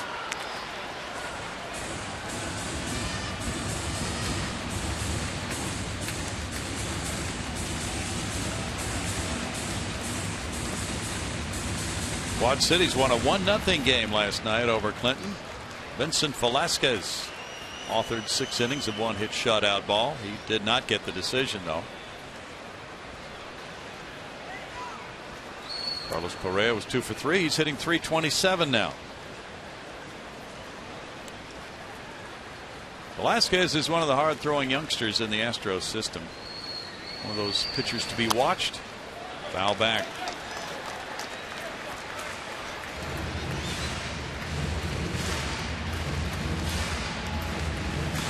14th ranked prospect coming into this season. 6-3 with a 3.56 ERA. Last 4 appearances, 2-0 with an ERA of 1. To the 24 strikeouts in those 18 innings. Just 3 walks. It's impressive. 10th pitch is coming for Archer to Castro, and it's a ball. That makes it 3-2. The Astros have worked some counts on this young right-hander today. He retired the first 8. Then he walked Elmore on a 3-2 pitch. Wallace took him deep in the 4th to tie the game. Walked Castro on a 3-2 in the 4th. Now another 3-2 coming to Castro here in the 6th. And he fouls that one. I'd hate to be a right-hand hitter on Archer from what I've seen here today. He leaves a lot of fastballs right in that head region of the right-hand hitter. True. Got the up and in kind of riding action.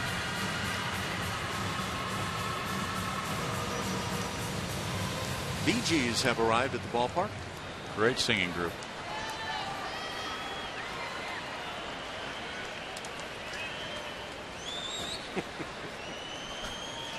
Okay.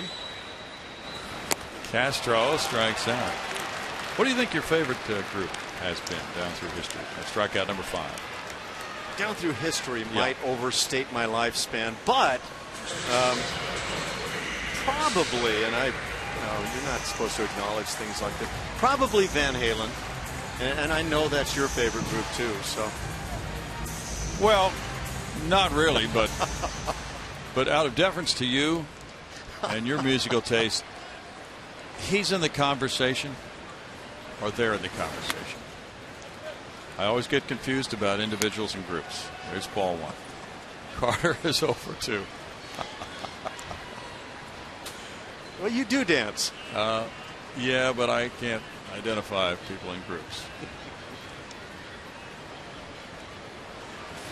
Now, Julia was supposed to be, she got some singing from Jake Elmore on videotape sometime during the pregame period, but we have not seen anything of that. I need to see that. He was singing.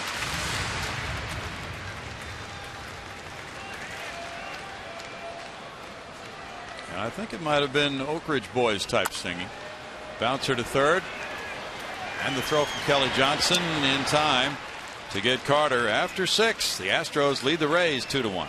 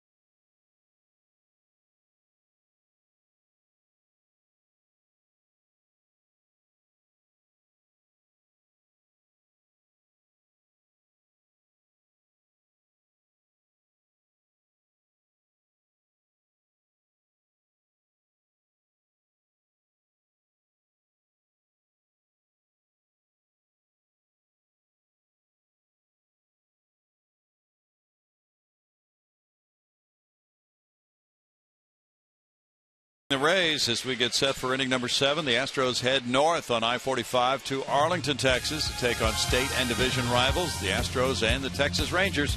Coverage begins at 6:30 p.m. tomorrow night on Comcast Sportsnet with Alan Ashby, Jeff Blum, and Julia Morales. Well, it would seem that this is a good time to take a look at tomorrow's pitching matchup, brought to you by Chevron. Care for your car. Lucas Harrell takes to the hill as the Astros take to the road trip. 5-8, 4.59 the ERA. And lifetime 1-2 with a 3.71 line against the Rangers. On the other side, Nick Tepish Right-hander goes to the hill. 3-6, 4.71 is that ERA. And 6 innings of work against Houston. Jordan Lyles leading 2-1. Delivers ball 1. Kelly Johnson takes it. Johnson is 0 for 2. Lucas Harrell getting set to go to work in just a little bit more than 24 hours up north. Thinking, what am I going to eat on the plane tonight? Yeah. 1-1. Let's see, what was the spread this morning? It was shrimp and grits that the guys were eating. For real? Yeah, they really were. Well, that's one of those combos we all dream of.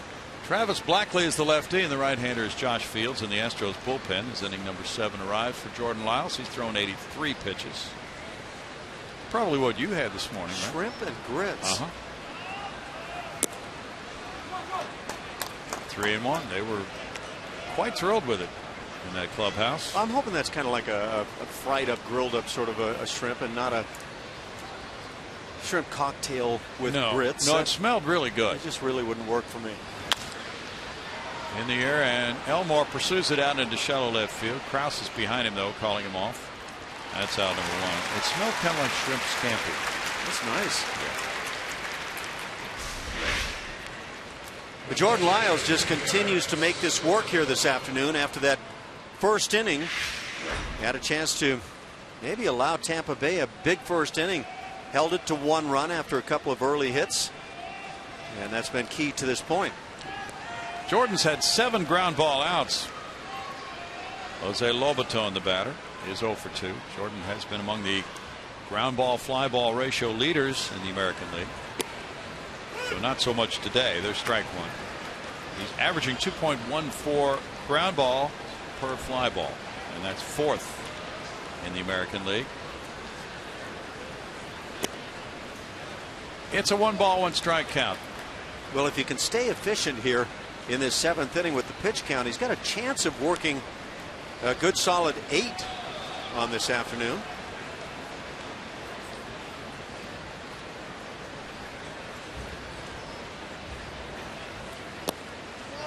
That's off the plate, and it's 2-1. Jordan has not allowed a walk to a leadoff batter in an inning in his last 6 starts. Only 3 all year.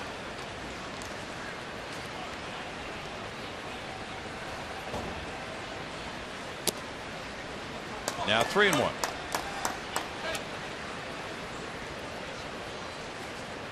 In his last start, he threw 86 pitches, and there were 2 swings and misses in the game.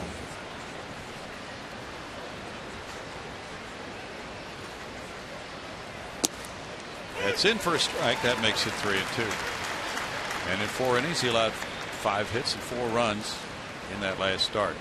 Previous start in Chicago, he allowed 5 earned runs in 5 innings. So his ERA is 9 for the last 2 starts. Prior to that, he had strung together some outstanding work. Lobaton walks. That is number 2. And Escobar will follow. Faith and Family Night is back Saturday, July 20th. Excuse me. The Astros take on the Mariners at 6:10 p.m. with an inspirational postgame concert featuring 10th Avenue North. Your game ticket is also your ticket to the concert. Call 1-877-9-ASTROS or visit Astros.com to get your tickets today.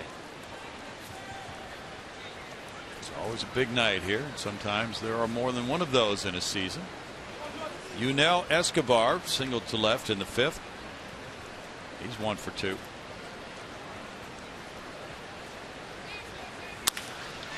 Bouncer left side. Elmore gets in front of it. Throws to second. Altuve up and over. Safe at first. Did not look like a double play ball, but the Astros got out number 2 from 6-4. With a nice quick turn from Altuve, that wound up being much closer at first than I would have guessed. It really did. Didn't look like they had a chance. Not an easy play, as a little bit of a tweener hop forced Elmore back, but he got the play done well to get that sure out at second. Lobaton sliding. Got that slide in the Detroit game last night. Yeah, that was Colby Rasmus, I believe you're referring to. Yes, it was. You're right. Late and deep into the bag at second. Jennings with a shot into left center field. Barnes over to try to head it off, and he does, but it's going to be first to third unless they get the out at second. They do not. Good hustle by Jennings. He stretches that to a double with Escobar going to third. With 2 outs, Jennings is 3 for 4 in this game with a pair of doubles. Nice job by Brandon Barnes. Good strong throw into second base.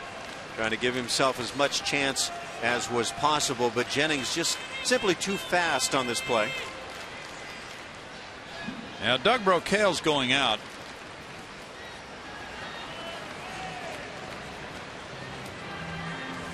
And that means that Lyles will likely be given the chance to stay on, and I completely concur.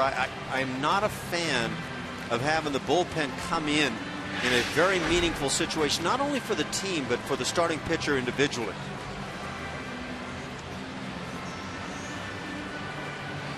.93 pitches for Lyles. 56 have been strikes. Home plate umpire Jim Reynolds arrives at the scene. He'll try to hasten along this meeting. And first base open. Joyce is the batter. Joyce is 1 for 3. Zobrist on deck. Joyce singled to right field in the first inning. Yeah, the Tigers really took issue with that slide at second base. And Omar Infante was hurt. Not sure how badly. Yeah, I think Rasmus could be a marked man now for Detroit. That would seem to be the case based on some comments after that game. That's ball 1 to Joyce. Max Scherzer came right out and said it. That was an unnecessary slide. Great numbers for Lyles, but his lead is 2-1. He'll need to get Joyce to get back in that dugout with a 2-1 lead.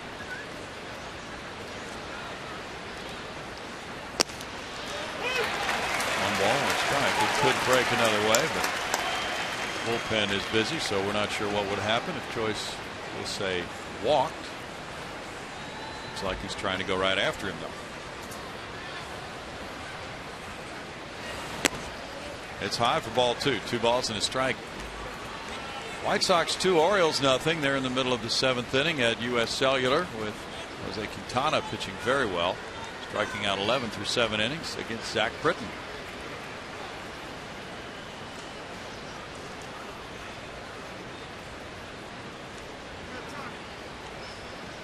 Joyce backs away.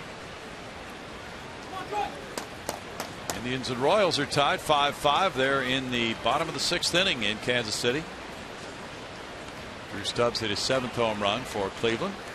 George Gutierrez number 3. Lorenzo Cain number 4 for the Royals.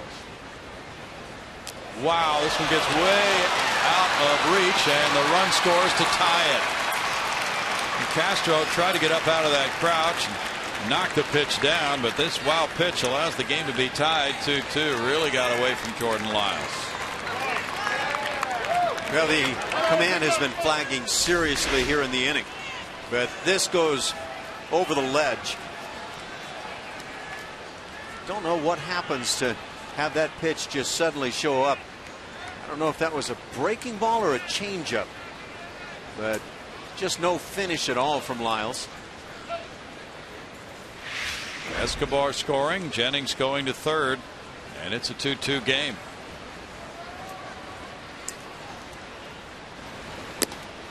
And now that's a walk.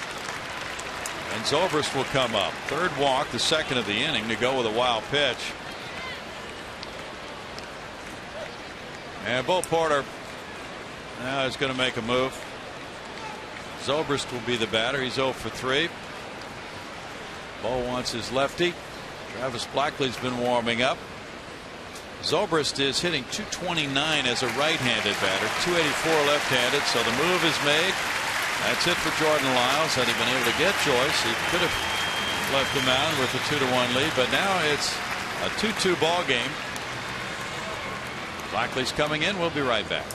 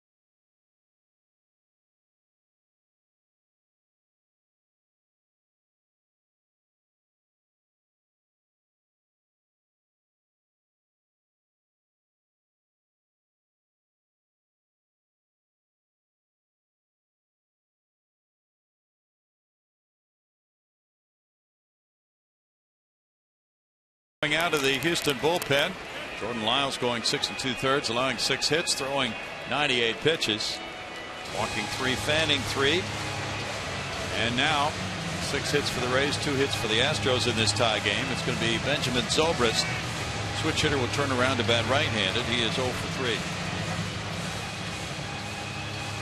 31st appearance on the year for Travis Blackley. The old left-hander trying to come up with a big out to help out Lyles and company. Blackley worked twice against the Angels over the weekend.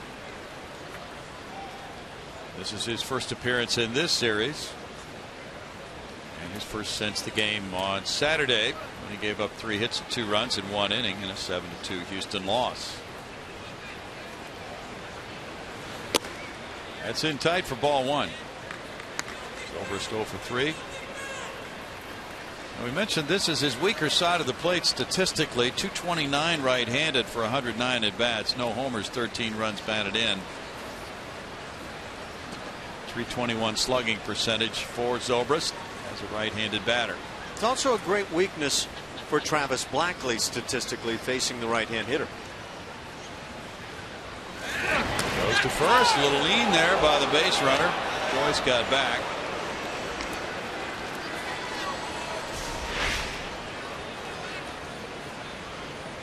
Late reacting. Certainly was, considering the way Blackley's body does a lean of its own heading toward first base early. It does. Blackley has inherited 27 base runners. That's tops on the Astros. Only 5 of the 27 have scored.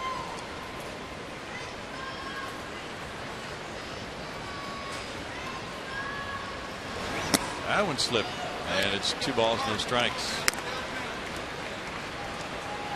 Evan Longoria is on deck.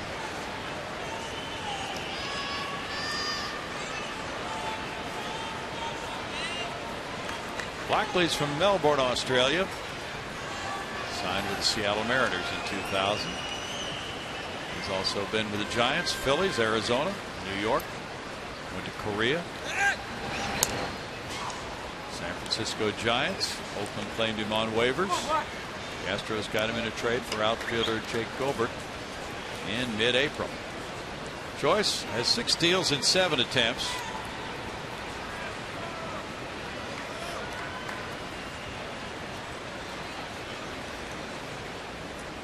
Marlins and Braves will play tonight in Atlanta. Alvarez versus Tehran. That's a shot, and it's going foul left field side. 2 balls, 1 strike. Zobrist ready for that aggressive swing.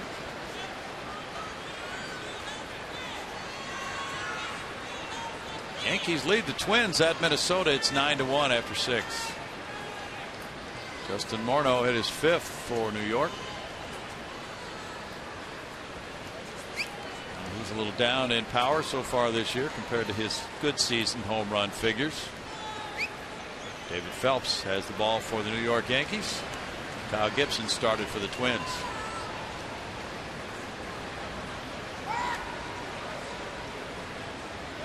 Another throw to first. Joyce just doesn't look like he can read Blackley, and he's not the first to be in that category if he can.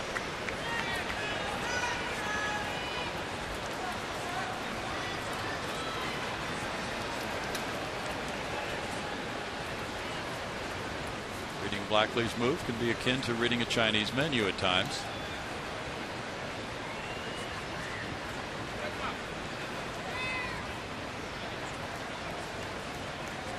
Runner creeping off third, and it's a bouncer. Blackley gloves it, tosses to Carter, and that ends the top of the 7th inning. The Rays tied with 1 run, 1 hit. They leave 2, and on this special July 4th, we're going to welcome featured soloist of the 36th Infantry Division Band, Specialist Bonnie Rosensteel, to On America with the singing of God Bless America.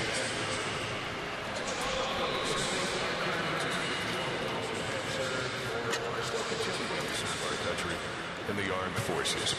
We invite you to join us now Please rise and join our featured soloist of the 36th Infantry Division Band, Specialist Bonnie Rosensteel, as we honor America with the singing of God Bless America.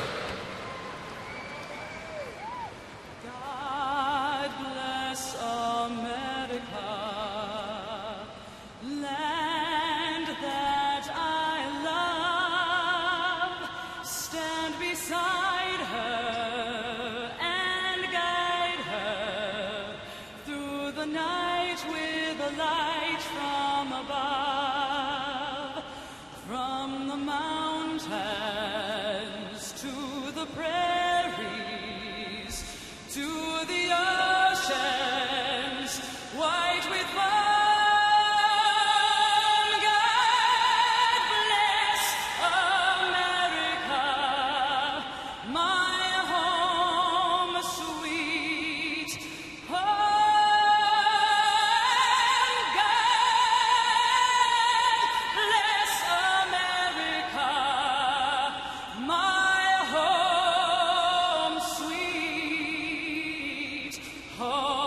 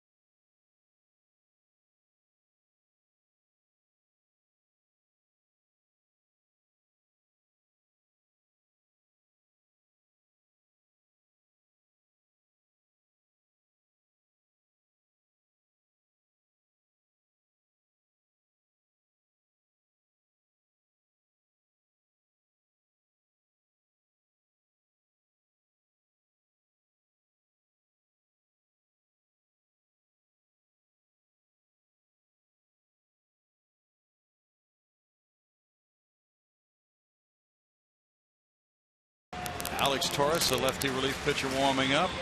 Beautiful, colorful hats in the crowd, and Julia Morales has more for us. Hey, Brownie. I am with several members of the U.S. Navy. A lot of these members of the military, they took part in the pregame ceremony. I don't know if people were here to see any of that, but that was some really cool stuff. I'm with OS1, Jonathan Miller, who's with me now. Happy 4th. And what did it mean for you and everyone here to take part in those pregame activities? No, it was special. It was an opportunity to be recognized for our service, and we're very grateful to the Astros. They've been very generous with us, made us feel welcome, and feel like it's a patriotic day for all of us. We had an opportunity to really show that today. Some of you got to hold the flag. Some of you got to stand along the baselines. Good time for everybody. Oh yeah, it's neat when you get to, be on the field in a major league stadium and everything. And most of us are from the Houston area, so we grew up Astros fans. So this is a good time. Good stuff. Well, thank you for all that you do. Thank you. Thanks very much. All right, Brownie. Thanks, Julia. Now, bottom of the 7th inning, J.D. Martinez, the batter. Pinch hitting for Carlos Pena. Pena was 0 for 2, but a lefty reliever now has moved in for Archer, so it's a right-handed hitter. 247, 7 homers, 30 runs batted in for Bo Porter against the lefty Alex Torres. And it's a 1-ball, 1-strike count. J.D. Martinez has hit in 7 of his last 11 games, featuring a pitcher who's 2-0 with an ERA of 0.39. He's only allowed 6 hits in 23 innings. Archer in 6 innings allowed just 2 hits, 2 runs. He walked 3 and fanned 5. Now 2-1 for Torres. from Valencia, Venezuela, the youngest of 8 children. He is ambidextrous, so maybe he'll throw right-handed if he wants to. Fly ball right field and shallow. Myers coming in. 1 out. Greg Harris, the last pitcher to throw with both the right and left hand in a game. Might be, as I recall, maybe the only one I was ever aware of being able to do such a thing. Mark Bailey was the only guy I ever played with that had that type of ability. Mark could throw the baseball not equally well from either side, but pretty darn well with the left side.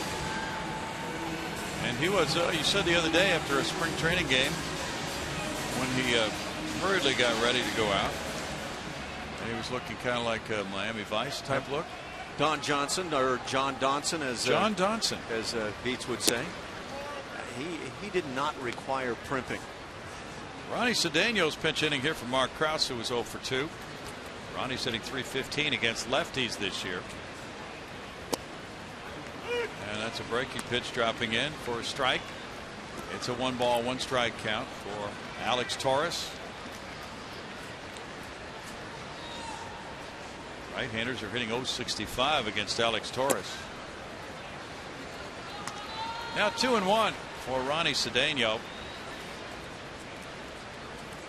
Alex Torres had a 25-inning scoreless streak that started September 24, 2011 against Toronto. Steams the fastball by Cedeno for a 2-ball, 2-strike count. That was at 91. That was the second longest scoreless streak in club history for a Rays reliever. Only J.P. Howell had a longer streak. That's in tight. And now it's 3-2. He looks like an uncomfortable sort to be facing. Not quite sure what you're going to get with Alex Torres, it would appear anyway. Box of chocolates pitcher. Yeah. Jose Cisneros warming up for Houston. A little tap goes back to the mound. Torres throwing him out. 2 down. And now it's Brandon Barnes. Stay tuned live for postgame, or rather stay tuned any way you want for postgame live, presented by MD Anderson, making cancer history. Don't stay tuned napping though. That'll kill the whole program. 20,470 the attendance today on this July 4th. Good crowd, having a good time. Julia's had a chance to sample some opinions. It's been a nice day. Now Barnes taking strike 1. Barnes is 1 for 2. He singled to right and scored on a sac fly by Elmore in the 5th inning after stealing third base in that double steal. So his legs have been a factor today. 1 ball, 1 strike. And Brandon has been one of the good hitters on the Astros club against left-handed pitching to the tune of .333. 22 for 66. That's in for strike 2, and it's a ball and 2 strikes. This bullpen for the Rays has the 7th best ERA among American League bullpens, 3.70.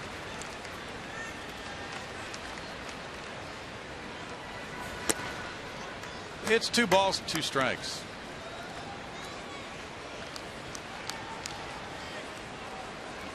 Rays have really turned around their bullpen. They had a major league worst ERA through the first 49 games.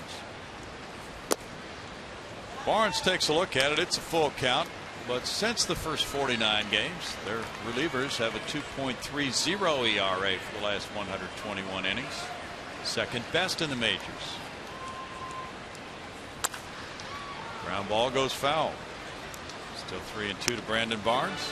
Oops, they had a shot at it, failed to come up with it down the left field line. There's an error up on the board on that one, Ash. It's a play that needs to be made on the big league level. Yeah, if you want to go home with a baseball.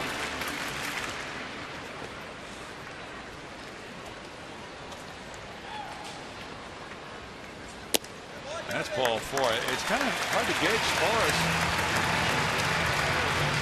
away and then come inside with another type of pitch. I think the right-handed hitter would be somewhat uncomfortable against him, Ash. Yeah, he's his fastball is right in that 92, 93 range. But he does come with that changeup, a very difficult looking changeup for the right-hand hitters. And guys like this, left-handers, tend to throw that much more to right-hand hitters than to the lefties.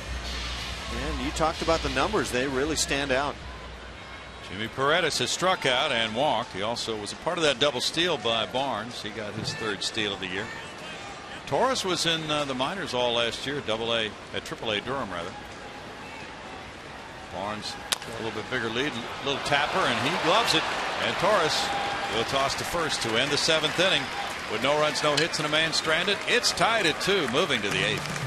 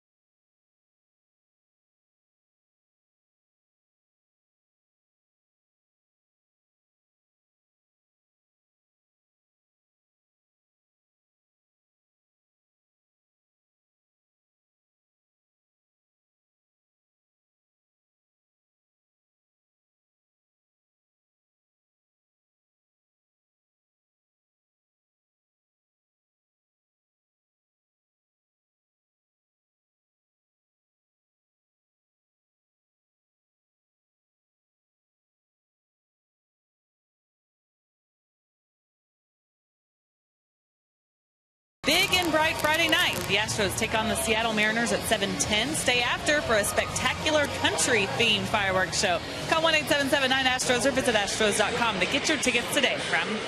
People love those fireworks shows. That's July 19th. And you told us already about Faith and Family Night the next night. Now we have changes. Jake Elmore has moved from shortstop to left field. Taking over there as Mark Krause had started at that position. Ronnie Cedeno stays in after pinch hitting for Krause to play shortstop. And Jose Cisnero is pitcher number 3 for Bo Porter.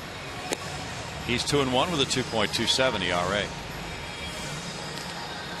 Opponent's batting average .263 against. Balanced right-handers and left-handers. Fairly much so. 12 walks in his 35 2/3 innings. He's been good, and because he's been good, he's earned a nod to slide toward the back end of the bullpen. Not completely declared as that 8th inning guy yet. Well, this is his 4th straight appearance in the 8th inning. So whether declared or not, seems to be that guy. Evan Longoria is the batter. There's ball 1, but it's understandable. Sometimes a manager does not want to pinpoint exactly how he's going to use a pitcher. And he has kept his options open with Jose Cisnero, just saying, hey, he's earned this promotion, this right to pitch late in meaningful games. That's up to Longoria. It's 2-0. Longoria 0 for 3 with an RBI. And that might mean the 8th inning. It might mean the 9th. Who knows? Maybe Jose Veras needs a day off. There's a closing opportunity. Joel Peralta is warming up for the Rays. Meanwhile, it's 3-0 on Longoria. And Cisnero, who pitched an inning last night, gave up 1 hit, no runs. He gave up a leadoff hit to Joyce, then got Zobrist to ground into a double play and struck out Longoria, but now has fallen behind Longoria 3-0. Should Longoria reach, I would anticipate seeing either Sam Fuld or John Rodriguez being called on as a pinch runner, so the Rays would immediately have reasonable speed on base. Well, Longoria has reached.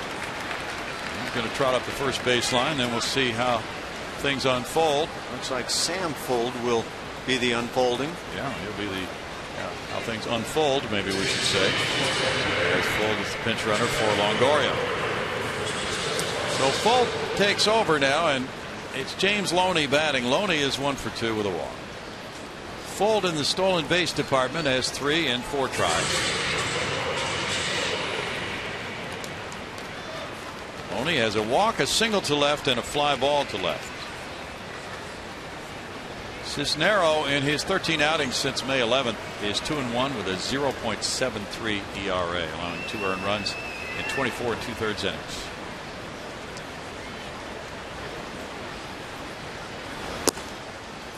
Strike 1 to Loney. So during that time, since May 11th, Cisnero is 6th among all major league relievers in ERA, with at least 20 innings pitched. Came up from Oklahoma City April 22nd.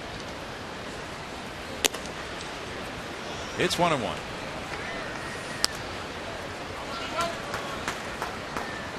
Cisnero has certainly not come in here immediately looking sharp and pinpoint with his pitches. No, he is not.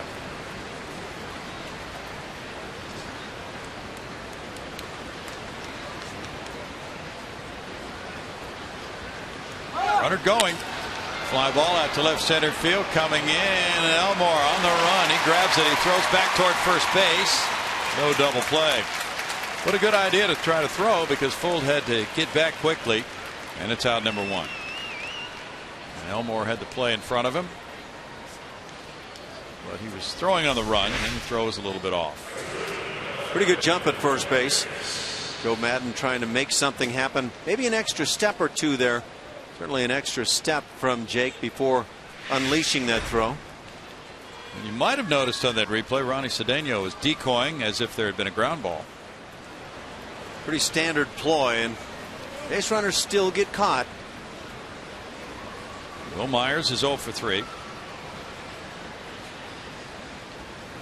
Nice strike 1. Did you see on the highlights of last night's game the infield fly rule? And it was in the Giants-Reds game. Brandon Phillips, after the infield fly had been called, let the ball drop, and the runners were confused. They don't have to run. The batter is automatically out. But they wound up getting a double play on Buster Posey. He was tagged out trying to go from first to second. Does that not surprise you that guys who are playing in the major leagues have played all along, all the steps, don't exactly know that rule? Runners can advance at their own peril. Yeah. And that's exactly what they did. He created some peril by trying to advance. There's a line shot left field corner. And now Folt is headed for third base. Here's Elmore throwing it in toward third, and into second base goes Myers.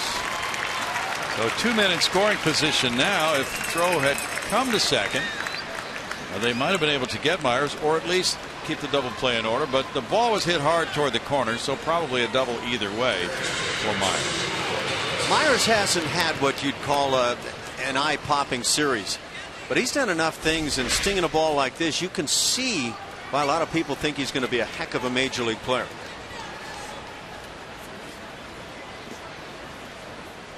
Probably that throw would have been best served coming into second base.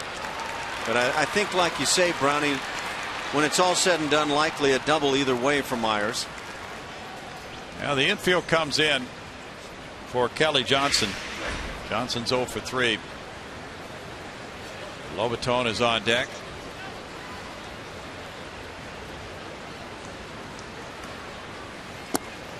That is ball 1. Kelly Johnson is a guy that'll strike out a lot, and that might be a reason to go right after him right here. See if you can get that second out via the strikeout. He's also a guy with a lot of power, can hit that sac fly.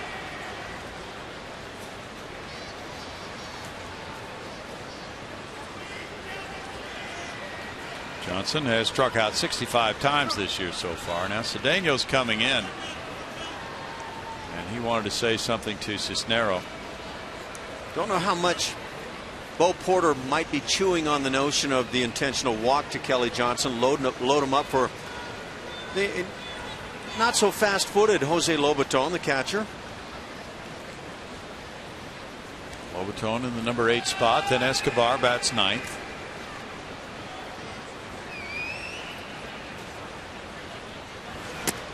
It looks as if that may have been the instruction. Don't throw him a strike. It's 2-0.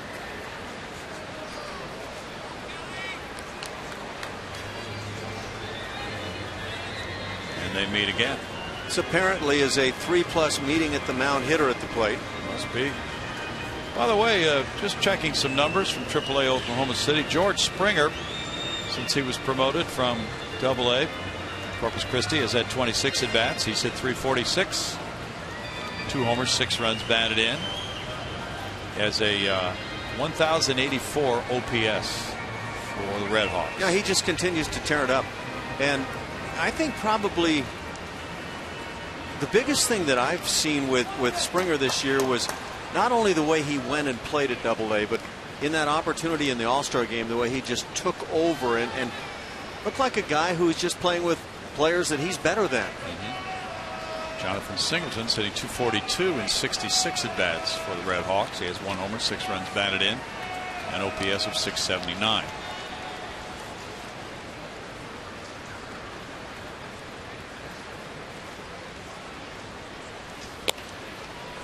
Now it's 3-0. And ball 4 may be intentional here. We'll just go ahead and put him on. Nothing close enough for Johnson to swing at, although the first pitch to him looked pretty good. It was at the bottom of the knees. I don't think there was an intention at that point to put him on. Right. Intentional walk, bases loaded, 1 out. Julia Morales is up. This Saturday, the Dynamo look to right the ship at home as they host the Philadelphia Union. Coverage begins at 7:30 p.m. with Dynamo pregame live, followed by kickoff at 8. Back to you. Thanks, Julia. Jose Lobaton is 0 for 2 with a walk. Lobaton has had back-to-back 3-hit games. Today, reaching with that 7th inning walk.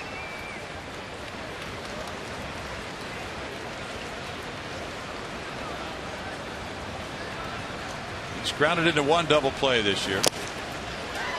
There's strike 1 on a foul tip.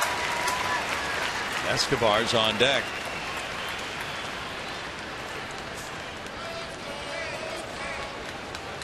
Sam Full, the pinch runner for Longoria, is at third, with Myers at second and Johnson at first.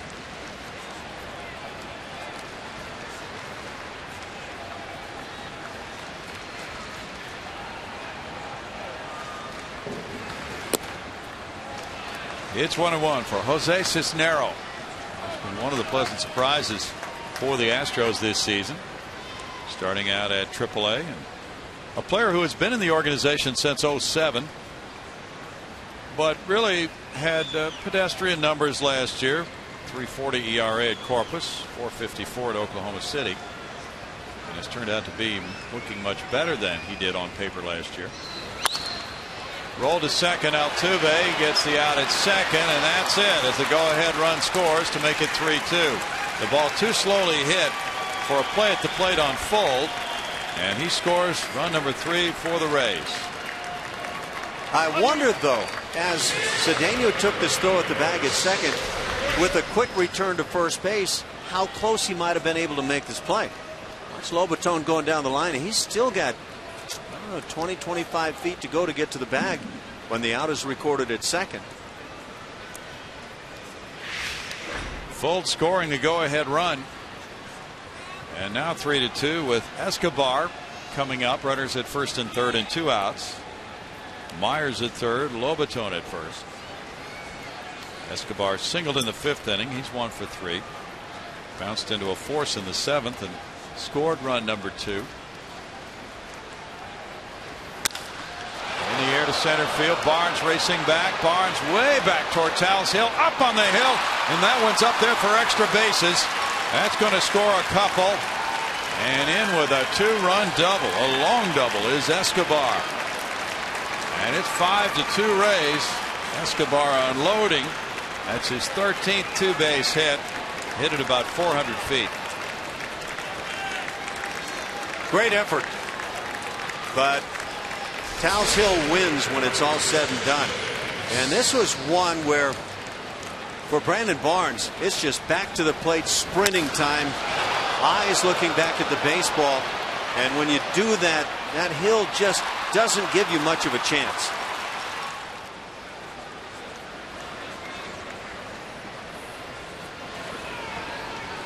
That's 8 hits now for the Rays. 2 doubles in this inning, 4 doubles in the game for them. Desmond Jennings has 2 of those doubles and 3 of the 8 hits. The intentional walk to Kelly Johnson gave the Astros a chance to get out of the inning with the bases loaded, but Lobaton's grounder did not get them a double play, and then Escobar followed with the 2-run double.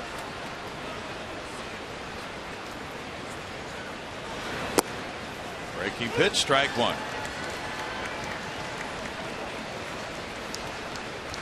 Escobar, the number 9 hitter, driving in 2 to give him 35 runs batted in, and there's the landing point. Replace your divots.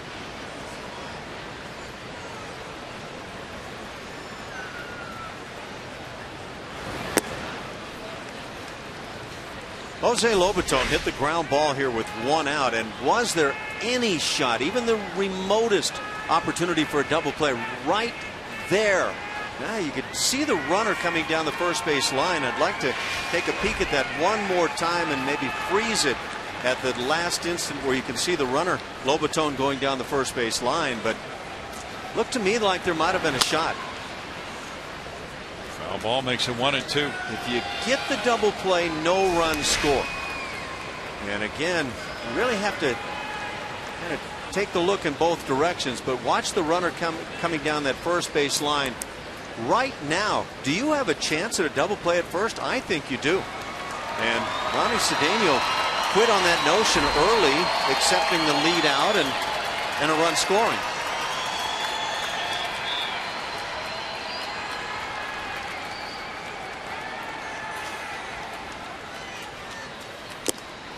Swing and a miss and a strikeout of Jennings. In the 8th inning, the Rays grab the lead. They score 3 times with 2 hits. They leave a man, and it's 5-2.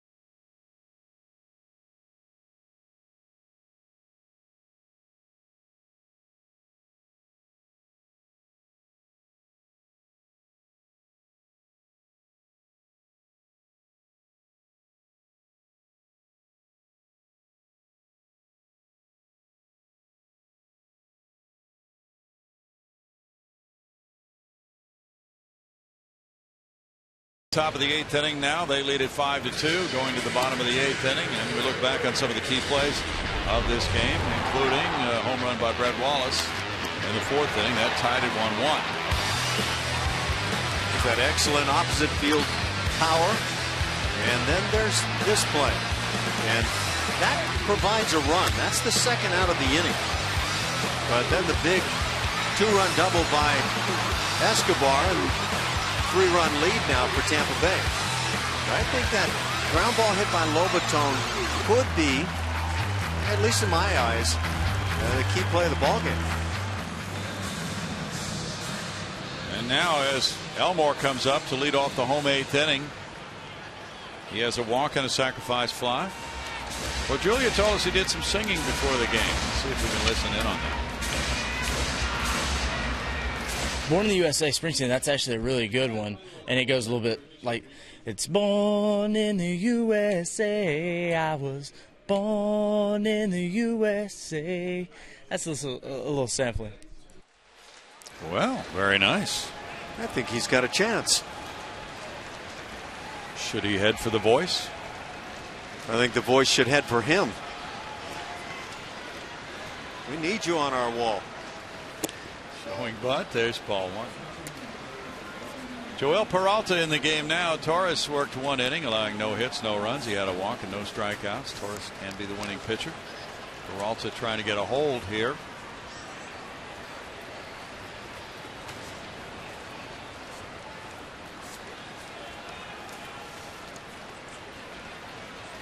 Peralta has 4 straight scoreless appearances.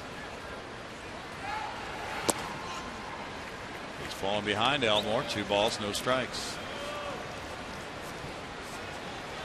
Peralta worked 1 hitless inning Tuesday night in the Tampa Bay 8-0 win. He had a strikeout in that game. For the season, he's 1-4 with a 2.89 ERA.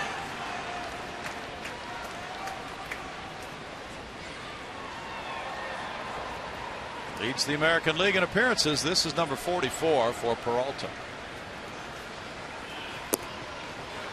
Again, a bunt shown by Elmore, and the pitch nowhere close. It's 3 balls, no strikes. Altuve and Wallace to follow. Batting average against Peralta is just a measly 174.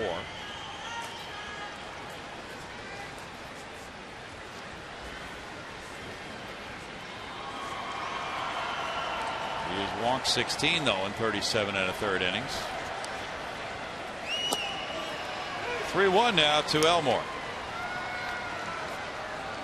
The Astros bat in the 8th inning, trailing 5-2.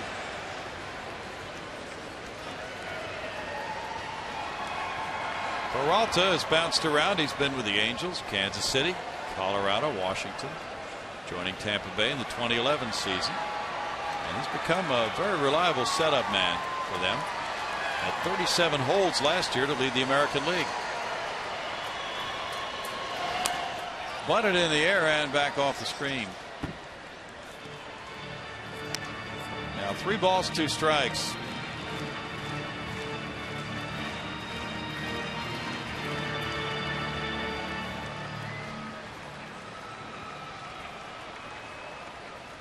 (3-1) count finds the third baseman playing deep, so that is an easier opportunity to lay the bunt down in front of Kelly Johnson, but he failed to get it down.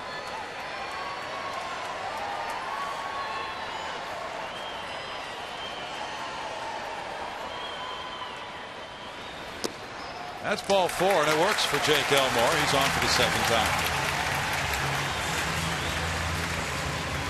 Walk number 5 for Joe Madden's Rays. Joe Madden was over there thinking, what are you doing? We just got a 3-run lead and you walked the first man.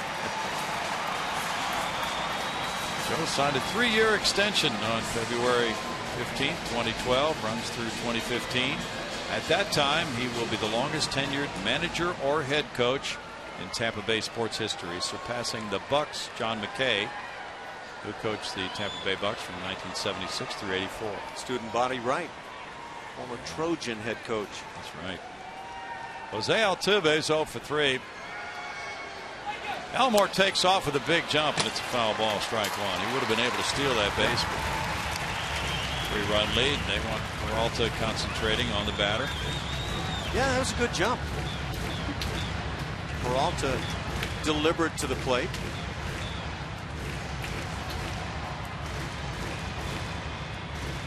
Take it while you can. If you get just 1 run here in the inning, you cut the needs down in the 9th inning. Omar Infante is out of the lineup against the Blue Jays for Detroit today, suffering a shin contusion on that takeout slide from Colby Rasmus yesterday. That's hit to center field and shallow, and it will drop in for a base hit for Altuve in front of Jennings. A little 56-degree wedge for Jose, and he's aboard and advances Elmore to second. First and second, nobody out. Jose wants you to know that's the 60 degree that he was employing. A little splintered bat on that, too. Take them when you can get them. And now the Astros set up shop very nicely. Now Jim Hickey comes out. Peralta will face Brett Wallace next. Too reassuring him. Jim Hickey's an intriguing guy. Speaks English and Spanish very well. He did a nice job with the Astros as their pitching coach. Let's look back at the 4th inning when Archer faced Wallace.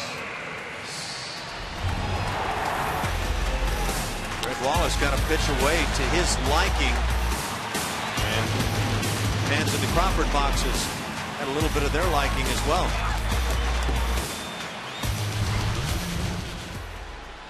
He is 1 for 3.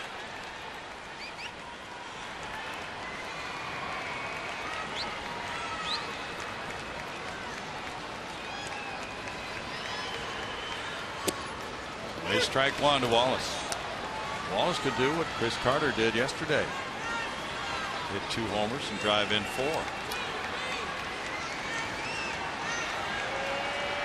He could also tie this game with a long ball. Jason Castro on deck. There are 2 other lefty relievers for Tampa Bay. Torres has already been used. Wallace looks at it. It's a strike call and makes it 0-2 for Peralta. Great equalizer pitch, that changeup on the left-hand hitter.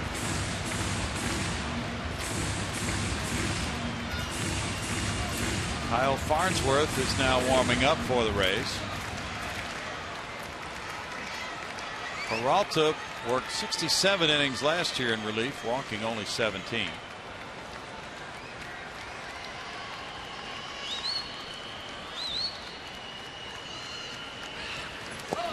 Wallace takes that one in the dirt. Lobatone blocks it out front. 1-2.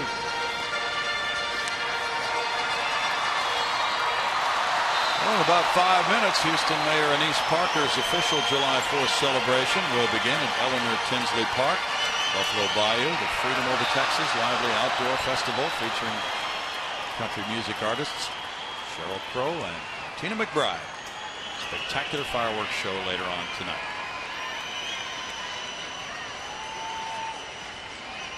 Wallace would like to be a part of a little show.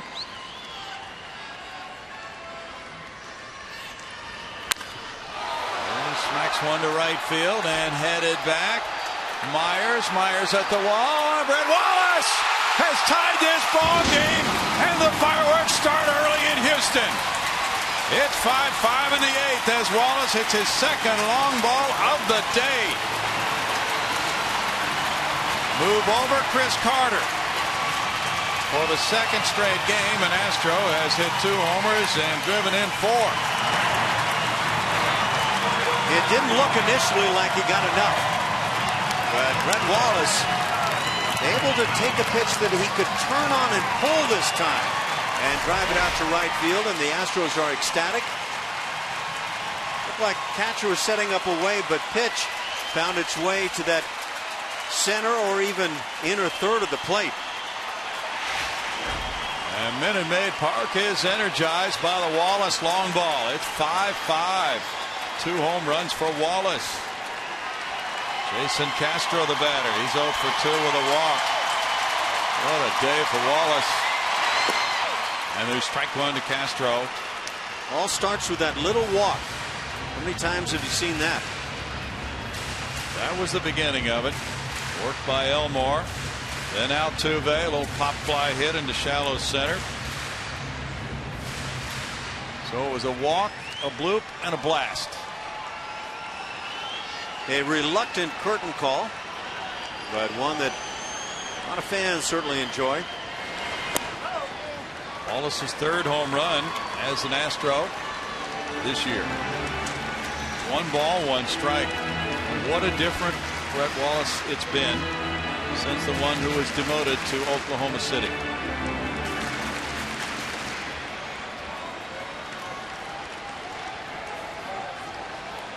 There's Carter on deck as the Astros try to grab the lead. Now nobody out. That's strike one. When Wallace was optioned to Oklahoma City, he was hitting 0-42. He had 17 strikeouts in 24 at bats. When he went down with an 0-for-22 slump. That stretched to 0-for-24 when he got his first hit in his second trial with the Astros. That was in game 1 of the St. Louis series to start this homestand. And now he's rolled from there. Peralta gets a strikeout. That's out number 1. Well, to tell you how badly things were going early on for Brett Wallace, even with all the great work he's done since his return, that batting average is still at 157. That's with his second home run on the day. That's the 6th 2-home run game by an Astro this year. Wallace connecting, and now in this 5-5 game, the Astros have been out hit 8-4. Chris Carter's 0-for-3. J.D. Martinez on deck.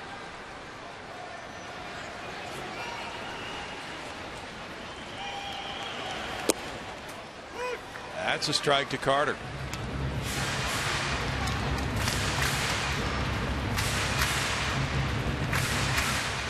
Rays 5, Astros 5. We're in the bottom of the 8th inning. Each club has scored 3 times in the 8th. It's gotten wild here at Minute Maid Park in game 4 of this 4-game series. Bill Brown, Alan Ashby, Julia Morales, July 4th. Come on in and join in the fun. 0-1. Carter takes it. It's 1-1. Travel day for both these clubs, but there's a ball game to be decided first. Now looking ahead to the 9th inning, Joyce, Zobrist, and Fold are due to bat for Tampa Bay, and the Astros are trying to get the lead with Jose Veras warming up for that ninth.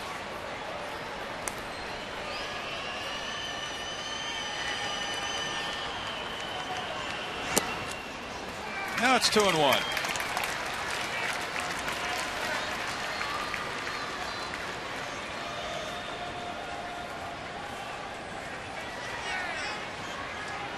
Astros have 17 come from behind wins of their 31.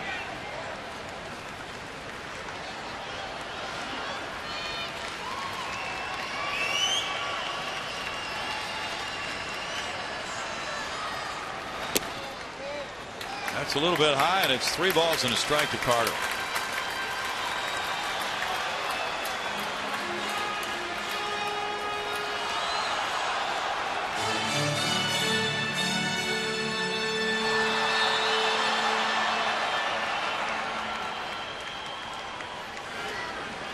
Wallace can't enjoy it yet.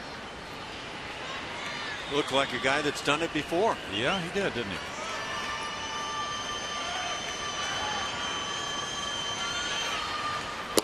Carter takes. That's ball 4, and Chris has drawn his 37th walk of the year. Second walk of the inning for Peralta. Rickey had gone to the mound. Wallace hit that high mortar shot on the 1-2 pitch to get it out to right field, and now we get a pitching change. And Peralta will be coming out with J.D. Martinez coming up next. The Rays bullpen, which had been so spectacular over the last several weeks, gives up a 3-run lead here in this inning. Gentlemen will be waiting for pitcher number 4 to arrive from his bullpen. Kyle Farnsworth has been warming up. Peralta taking his lead with the game tied 5-5 in the bottom of the 8th, 1 out and a runner at first. And we'll be right here when you come back.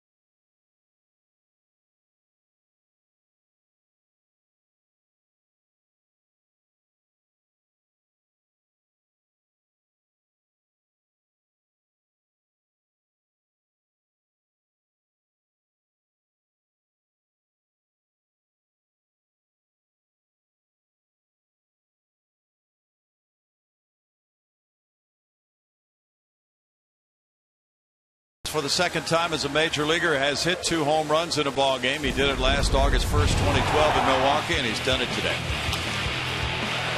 Takes that fastball away, drives it out to the Crawford boxes in left field. That's what he's shown that he has the most potential to do. Take the pitch away. But then he spins on one. Towering drive, just does get out. But they don't count by how far they go.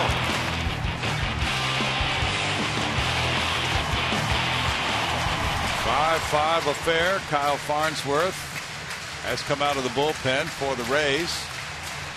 And the big right-hander faces J.D. Martinez, who hit a fly ball to right in the 7th. He's 2-0 with a 5.01 ERA. Foul ball, strike one with a runner at first. Chris Carter and 1 out. 31st appearance for Farnsworth this year. 37 years of age and still effective. He's allowed 4 home runs in his 23 and a third innings. He kept it quick Tuesday night. He was the final pitcher in the 8-0 Tampa Bay win. Worked a hitless inning with no walks and 1 strikeout, and he made just 7 pitches in that 9th inning Tuesday night. Ground ball, and it's backhanded. Here's Escobar throwing to second, and the relay to first.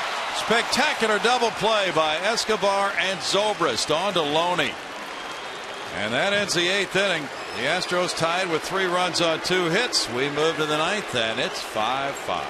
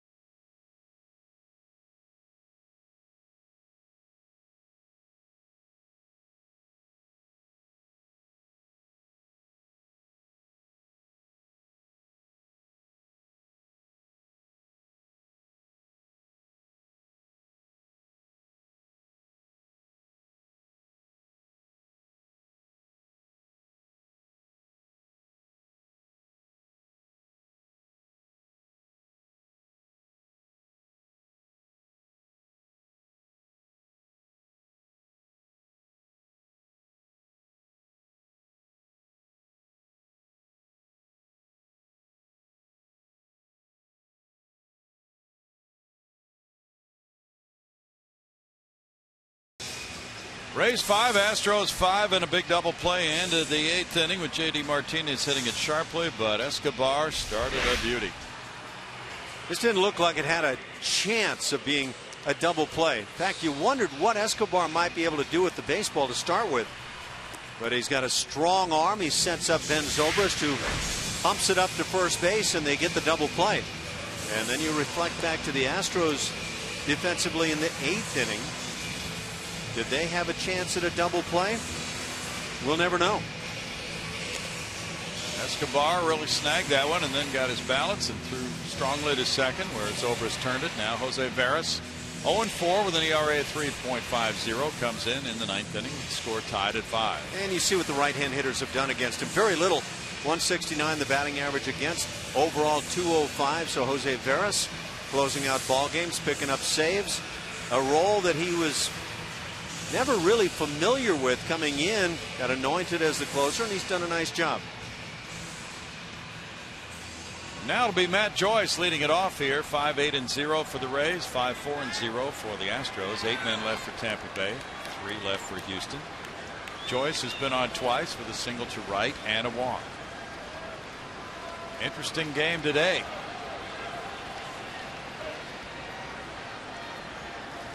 Zobrist on deck. And Fold is due up third. That is strike one. Jose Cisnero in 1 inning allowed 2 hits, 3 runs, walking 2, fanning 1.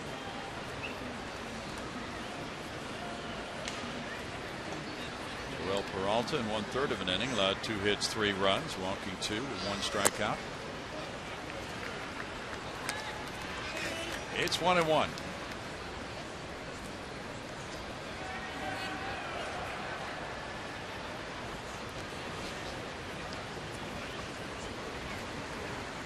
Harris picked up save number 17 last night. 1 ball and 2 strikes for Jose in the 4-1 win. Gave up a 2-out single to Kelly Johnson.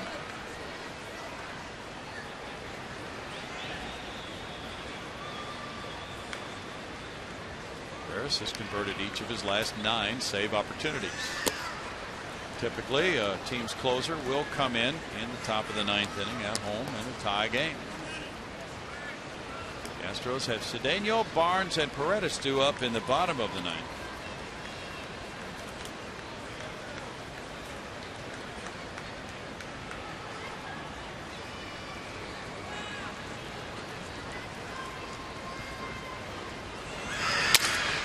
Broken bat. It goes on 1 hop. Altuve's there.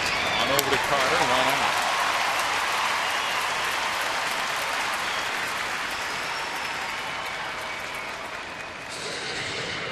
Now Zobrist.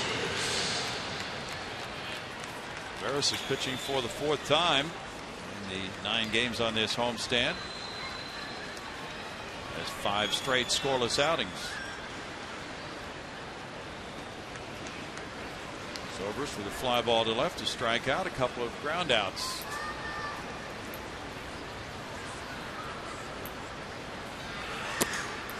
It's ball 1 to him.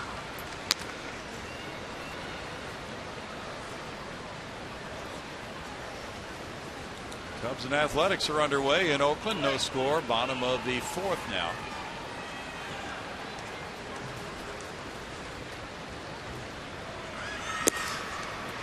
That's a strike, and it's a 1-1.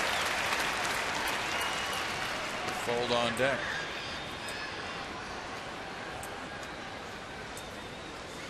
Cardinals and Angels play tonight in Anaheim. It'll be 11-game winner Adam Wainwright against 10-game loser Joe Blanton.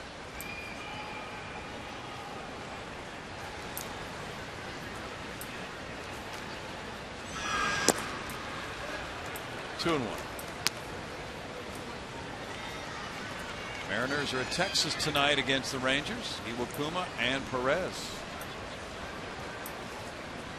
Alan Ashby will be scouting that game. Only at your mandate, Brownie. That's all I can say to that one. Iwakuma has a 2.42 ERA.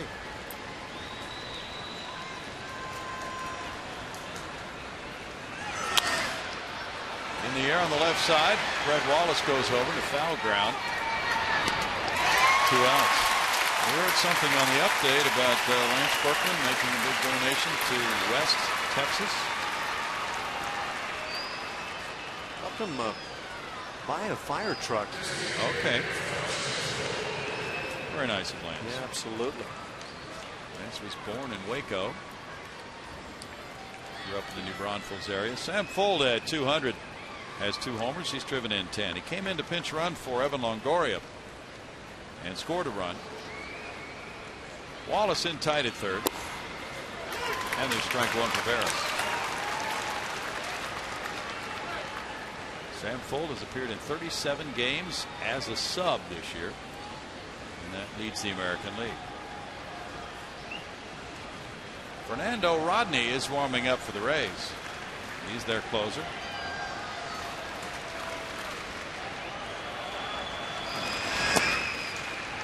So does somebody load up his quiver with arrows when he's warming up?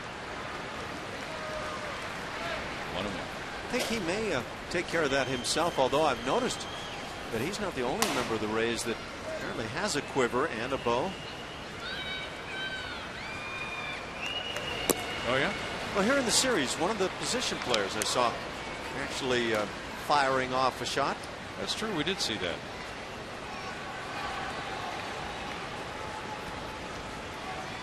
Ever get into archery yourself? It's been a shortcoming of mine my entire life. You are kind of a straight arrow. Swing and a miss. You've got too much time coming up on your hands. You know that? Well, we had an archer who started the game, Chris Archer from Tampa Bay. Maybe that's why Fernando Rodney does that archery thing. And he gets a save. Julia, there you go, another assignment. You've got a list way too long already. Inside for a ball. Now it's a full count on Fold. And with Loney on deck, you do not expect to see Mr. Veras do anything other than go right after Sam Fold.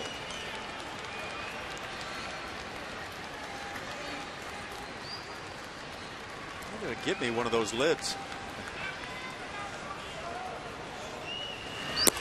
Swing and a miss. He struck him out for a 1-2-3 ninth inning. Now the Astros try to win it in the last of the ninth. With Cedeno, Barnes, and Paredes due up in just a moment.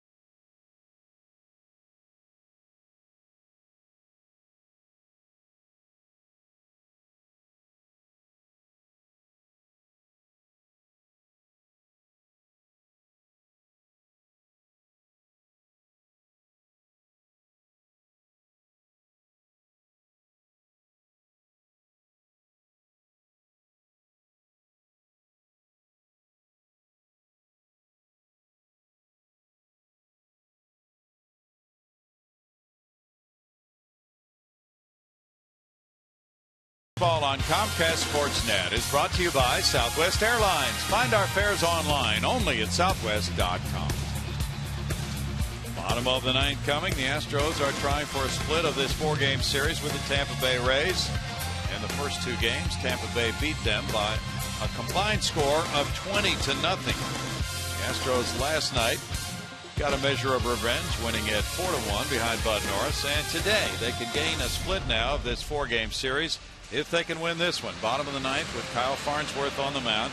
He came in with a man on and got a double play ball hit by J.D. Martinez in the 8th. Now Ronnie Cedeno leads it off, to be followed by Brandon Barnes and Jimmy Paredes. And that's a foul, strike 1. Farnsworth, pitcher number 4 for Joe Madden. The Astros have utilized 4 hurlers as well. Jamie Wright is the latest to warm up in the Tampa Bay pen.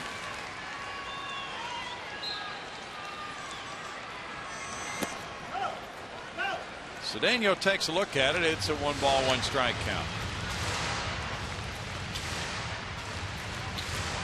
Astros have won 6 games in their last at bat.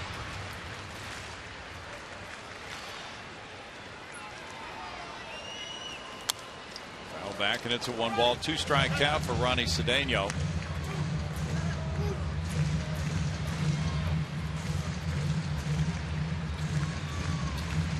Our buddy Eric Nadel is out of the action, fighting laryngitis. Ash, gonna miss Eric up there. Great broadcaster with the Texas Rangers. Did you see the radio guys for these Tampa Bay Rays are in their shorts traveling today? They said it's their Eric Nadel travel day. Okay. Well, that's their recommended travel attire, right? Yeah, I don't know how what the theme is for the Rays today.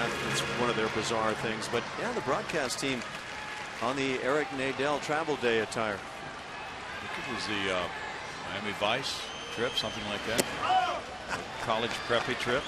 Yeah, we're back to Don Johnson again. We just can't get enough Don Johnson.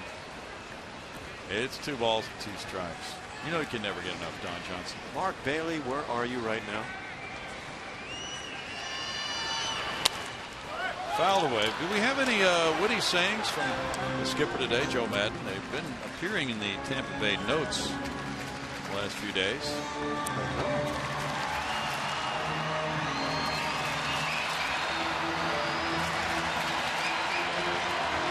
Well, they had some last night. We try to look those up for you. He's a humorous and entertaining guy.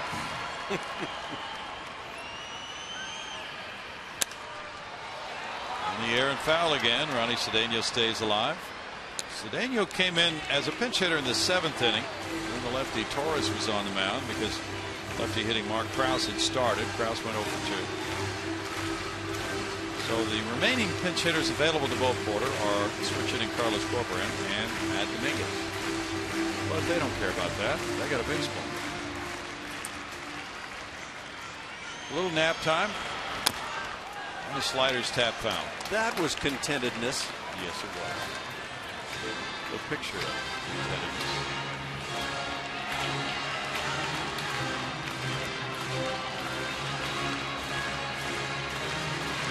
Mark Appel will pitch tomorrow, as you know.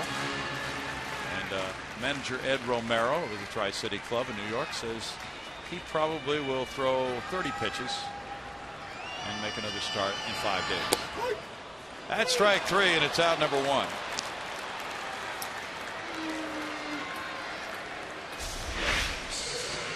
Now, breaking ball, a hanger here, just freezes Cedeno. 30 pitches, you hope gets him 2 innings. Brandon Barnes has authored a walk-off hit. He's 1 for 2 with a walk in this game. Jimmy Paredes on deck. That's in for strike 1 from Farnsworth. Well-traveled right-hander. Boy, has he been durable down through the years with more than 800 major league appearances. That's a line drive, left field line, and going foul. 0-2. Barnes just a little bit out in front.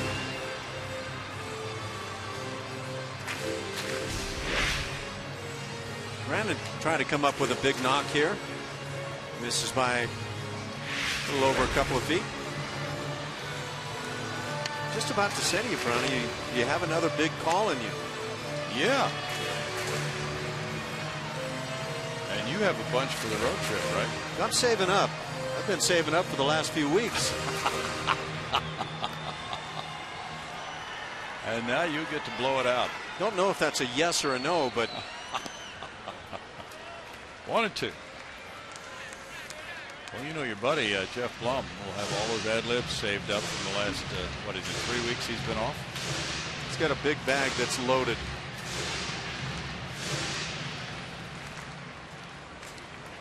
Eight hits for the Rays, 4 for the Astros. The Astros have made their 4 hits count. 2 of them home runs by Brett Wallace, who's driven in 4. 2 and 2. They got a run on a sac fly by Jake Elmore in the 5th inning.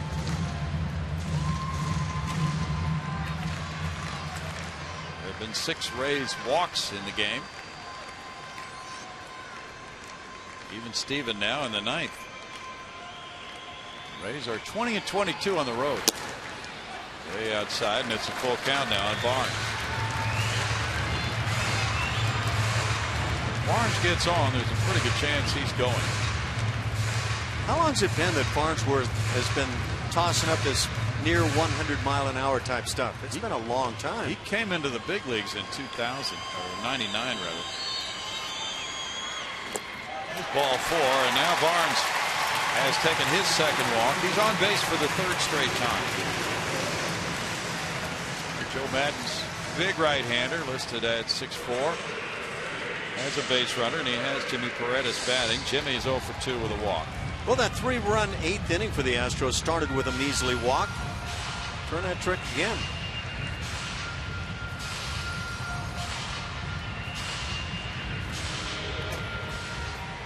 Farnsworth was a 47th round draft choice in '94.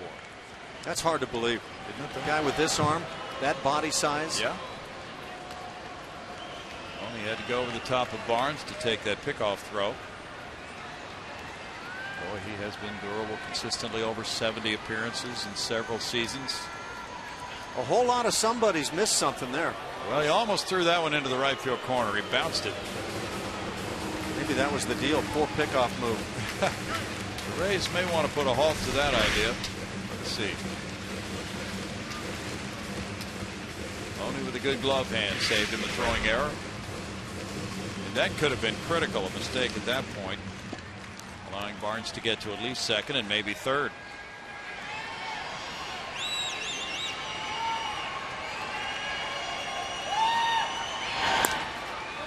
They are working on him hard.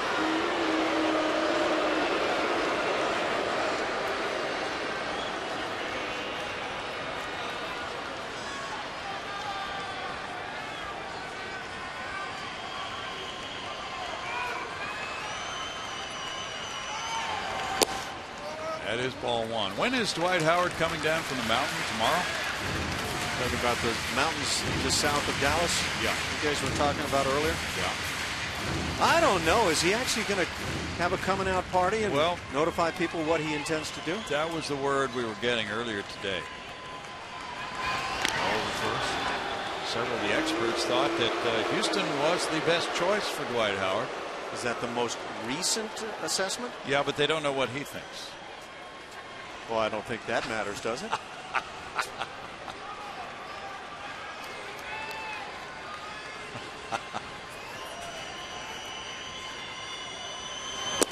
Swing and a miss there, and it's 1-1. Good swing by Jimmy. That's what you want to do. Go up there and take that aggressive hack. He just might win a ball game with it. First time he got called up this year, he showed up on the scene. That left side of the plate, he was raking. Yeah, love to see him find that attitude, that physicality, whatever it was that was working. Fans are booing all these pickoff throws on Barnes. Yeah, he was just that nice groove. Brandon is 8 for 13 in steals this year. Jimmy has a beautiful left-handed swing when he has it in sync. Fouls it back, and it's 1-2. The better hitter as a left-handed batter. He acknowledges that.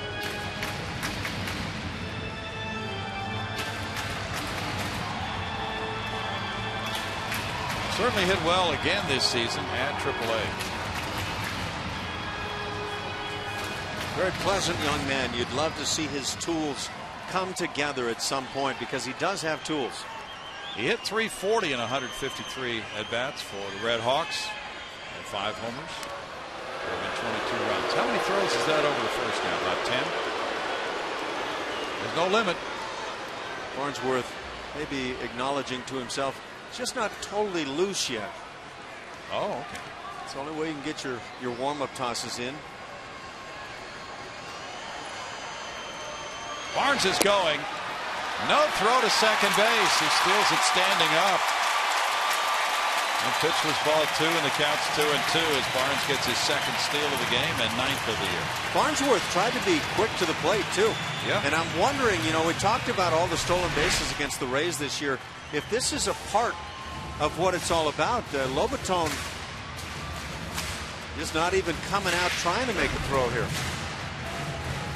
That was hard to figure. Now a single could win it. It counts 2-2.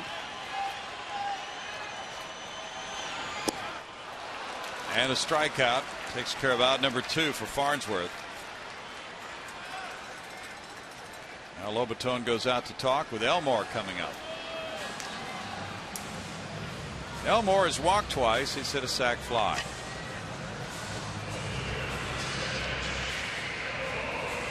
Elmore started the game at shortstop, then he moved to left field.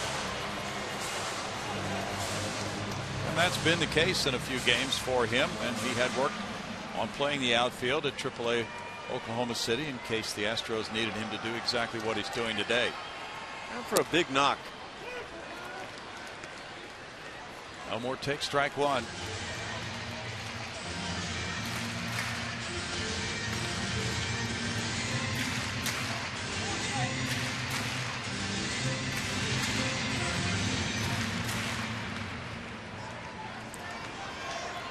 Jake from Arizona State.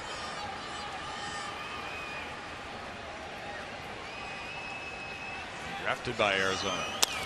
Fly ball left center field. Jennings going for it. Jennings is there for the catch to send this game to the 10th. With the score, Tampa Bay 5, Houston 5 through 9.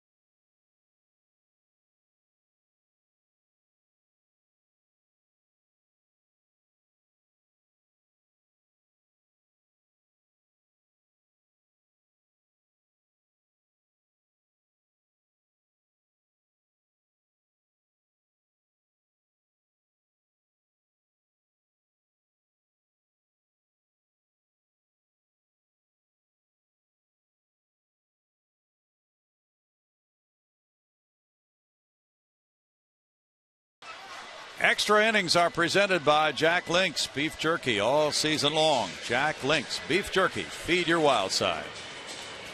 Pre-game ceremonies on the field with the Astros lined up alongside the military veterans.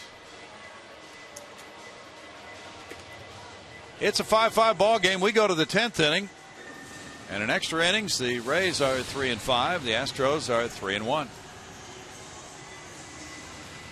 It's James Loney to lead it off. Jose Veras came in the 9th inning. He had a 1-2-3 frame, and he stays out for the 10th now. Loney has a walk and a single. His hitting streak was extended to 15 games back in the 4th inning with that hit to left field. Then twice he's flied out to left field, so Loney has gone the other way every time he's made contact today. Loney tied his career high with that hitting streak. He's up there with Will Myers on deck. And Kelly Johnson's due up third here in the 10th. That's ball one for Veras.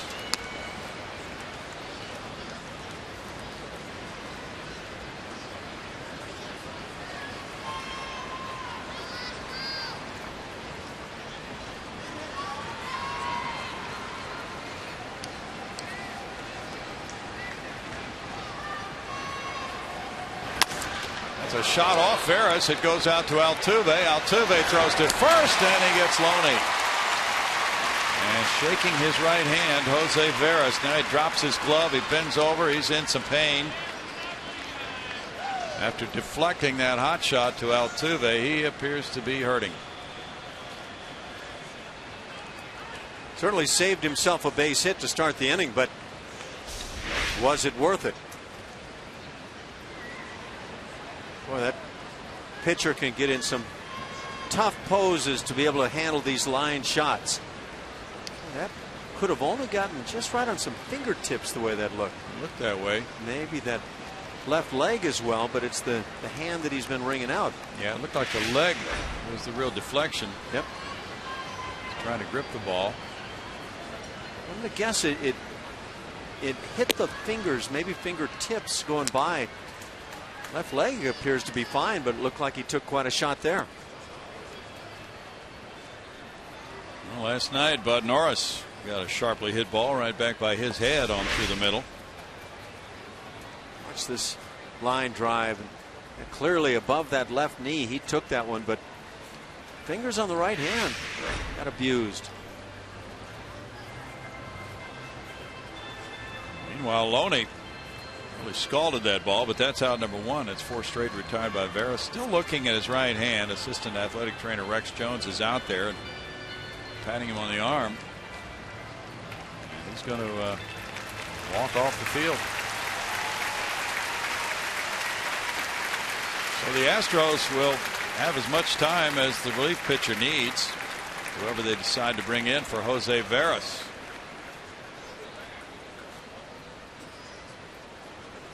And we'll be right back with the score. Rays 5, Astros 5 in the 10th.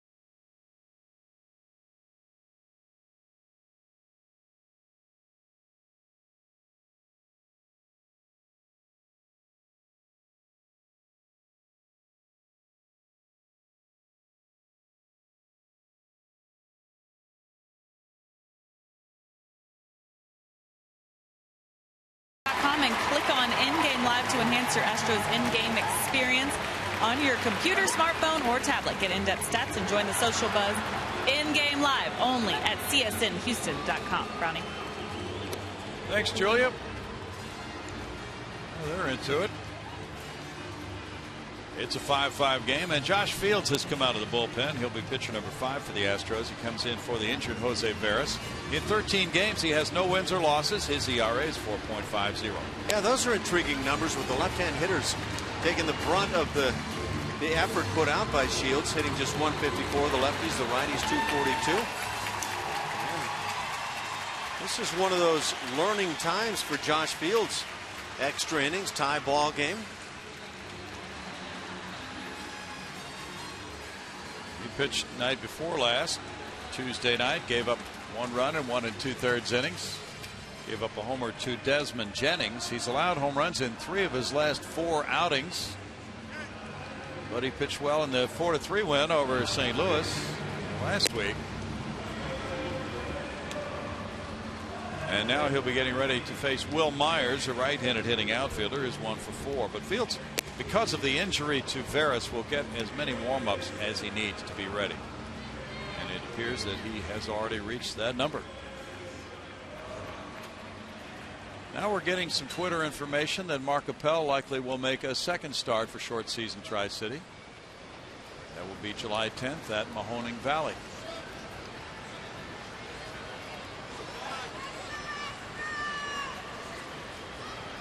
People like to know. They want to see him up in that part of the world. Might be their only chance to see him in person. Will Myers doubled in the 8th inning. Hit that ball to left field. He came around to score. And Tampa Bay got 3. There's ball 1 from Josh Fields.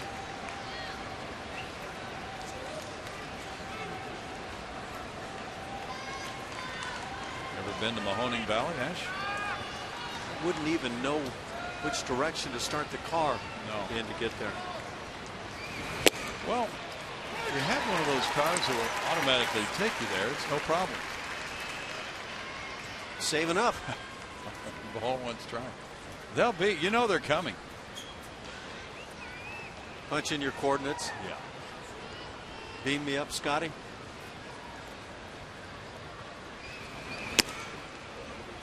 It's 2 balls and a strike. George Jetson to be your chauffeur. George would be very efficient chauffeur. Yes. Just it's all in the voice though of the voice that you get that gives you the directions. That's the real problem. Those GPSs. 3 balls and a strike. Could they give us a choice? Oh, you've got a choice. Maybe they should have entertainers' voices on. Yeah. Sammy Davis Jr. telling you where to go. Sean Connery. Or is it really Kevin Bass? 3 balls, 2 strikes. Mahoning Valley is in Niles, Ohio. Ash, does that tell you any more than you know? Niles, Ohio. Yeah. Well, okay, so I'm going to go northward. Okay, thanks for the help. Got to narrow down. I'll see you there at the end of the week. That's a good thing about being a player. Just hop on that bus. You don't even have to know what state you're in. You're just pitching. And most of the time you don't. Struck him out looking, and Myers is out of number 2 in the game.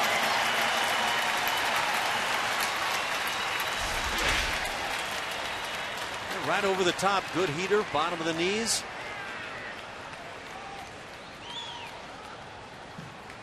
Myers took a step toward first. Now he's back in the dugout, and it's Kelly Johnson batting. Johnson is 0 for 3 with that intentional walk.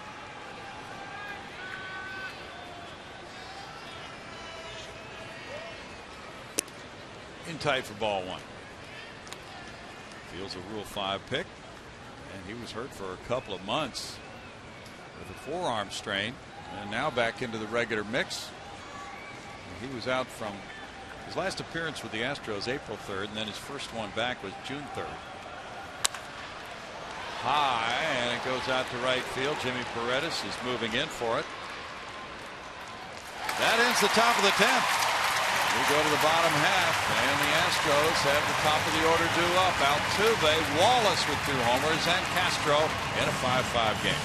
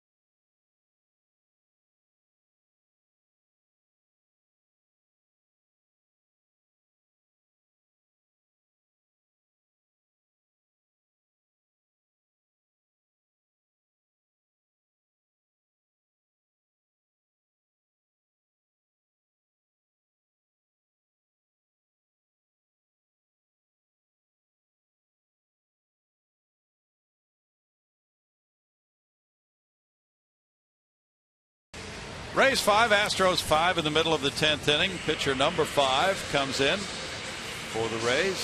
These fans watching to see if the Astros can stir up some trouble for Mr. Jamie Wright in the bottom of the 10th inning.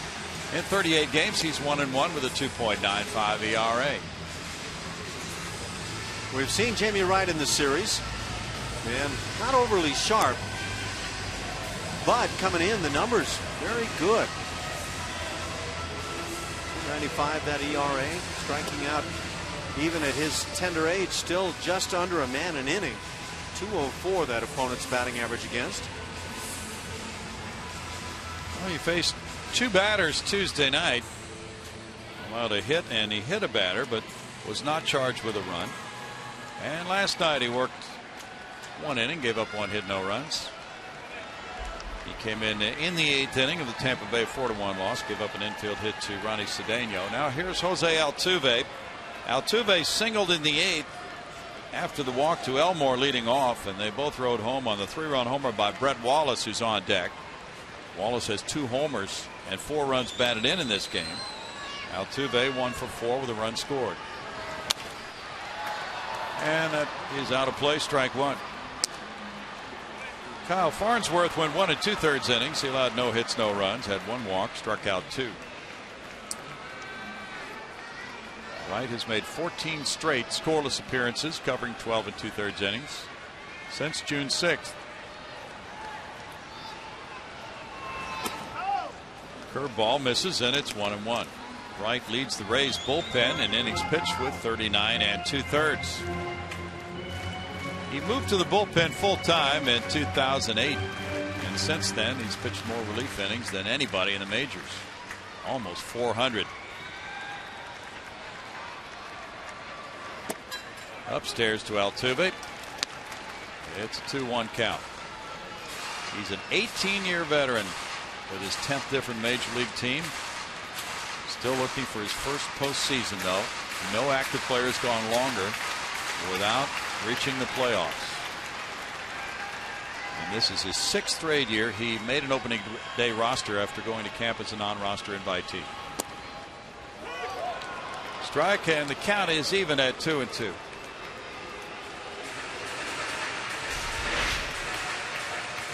Good sinking action. Was a look and to see if he could get that count to 3-1.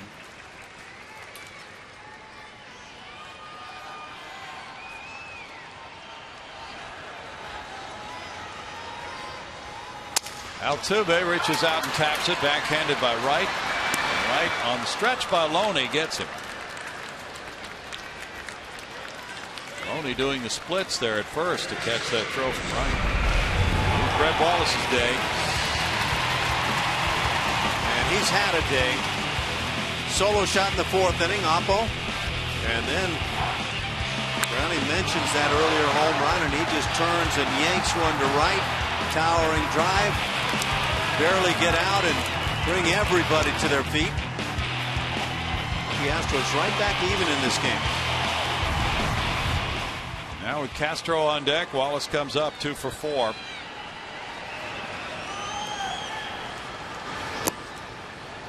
He gets a first pitch curveball, and it's ball 1.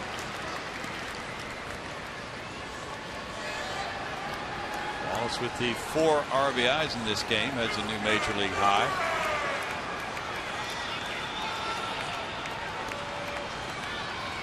Come up with another major league high right here.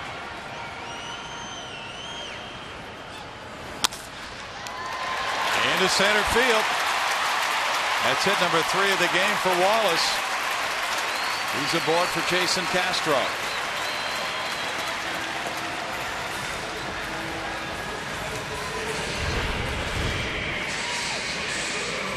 He employs that high leg kick.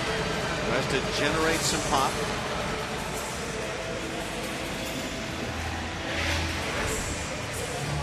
Castro is 0 for 3 with a walk in this game.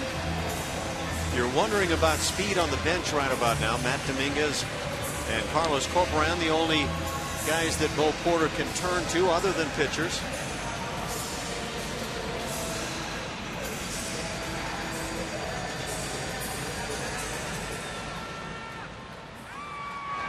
Castro looks out at where the players are lined up. Shortstop up the middle, Escobar. Third baseman Johnson well off the line. And the throw goes over to first. Wallace has not attempted a stolen base this year.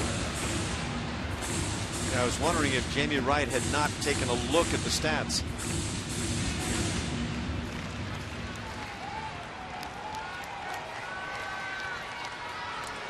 Wallace draws another throw. He's 1 for 2 in his major league career in base stealing attempts.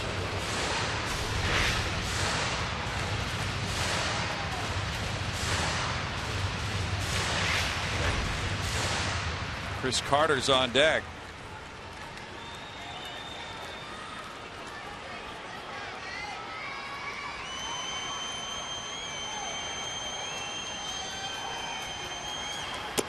Castro looks at it, and it's ball 1.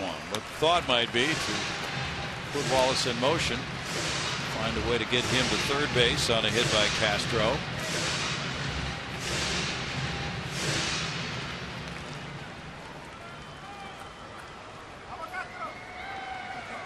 Diamondbacks lead the Mets. They're in the 13th. It's 4-3 Diamondbacks.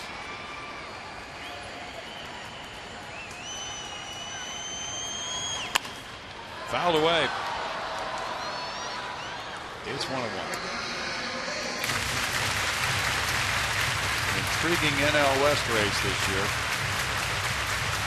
Diamondbacks have been in a long drought as far as wins by starting pitchers, but they bring a 2.5-game lead over Colorado and Los Angeles into play today.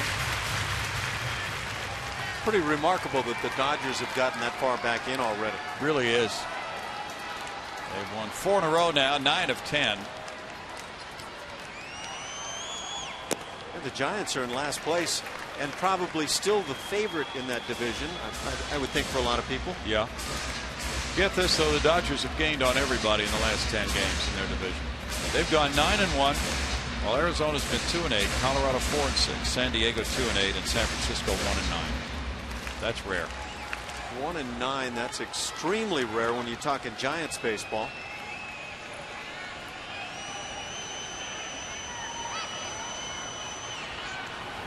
On the 2-1 pitch, it's a strike call. That's a big call. If you thought about running at all, this delivery by Jamie Wright, a big guy, is slow, deliberate to the plate, a guy that you would think get quite a jump on.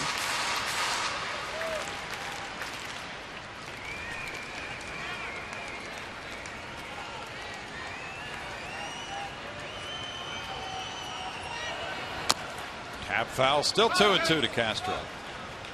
Ian Kennedy started for Arizona today, gave the D-backs 7 good innings, allowing 2 runs. Dylan G, same numbers for the Mets, 7 innings, 2 runs.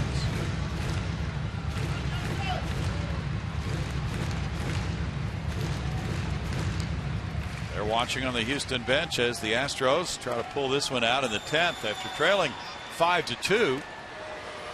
Wallace back into first. Dave Clark over to talk with Brett. Astros postgame live coming up next. It might be coming up quickly.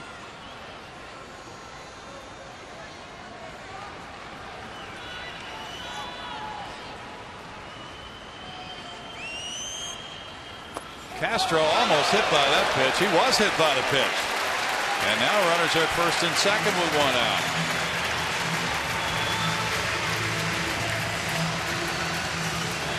Jamie Wright is asking, did he swing? Because if he swung, and we talked about it multiple times of late, it wouldn't matter that he was hit by the pitch. It would be a swinging strike, but clearly Castro kept that bat back. Got hit on the left foot. Now Chris Carter.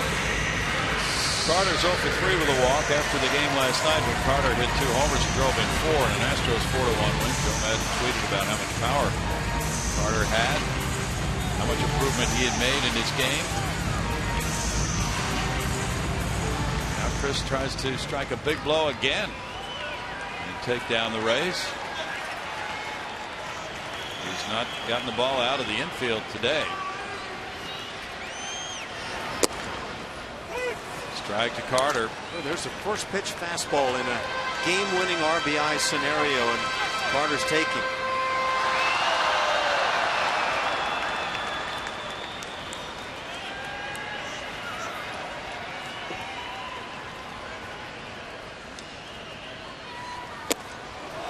Now it's 0-2. J.D. Martinez on deck. Hanger, left, up, and in. Sometimes those hangers can be the toughest pitch to hit. Cubs and Athletics scoreless. They're in the top of the 7th in Oakland. Wallace looks around as he gets his lead off second. Carter pulls it foul. Still 0-2.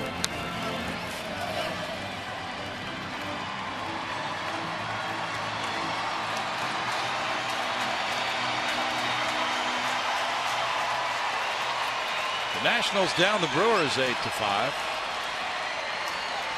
Bruce Thornton got the win over Tom Gorzelani. Rafael Soriano got save number 22.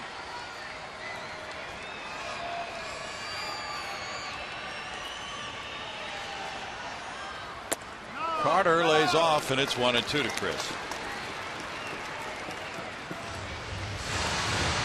Cardinals and Angels play later on in Anaheim. Albert Pujols is 0 for 8 in the first 2 games of that series against his former club. Red Sox beat the Padres 8-2. White Sox down the Orioles 3-2. Addison Reed winning that one over Tommy Hunter. Carter foul tips and strikes out. 2 outs now. J.D. Martinez is next. He's 0 for 2. Another breaking ball. This one better than what we've seen earlier in the sequence, and Carter just can't come up with anything.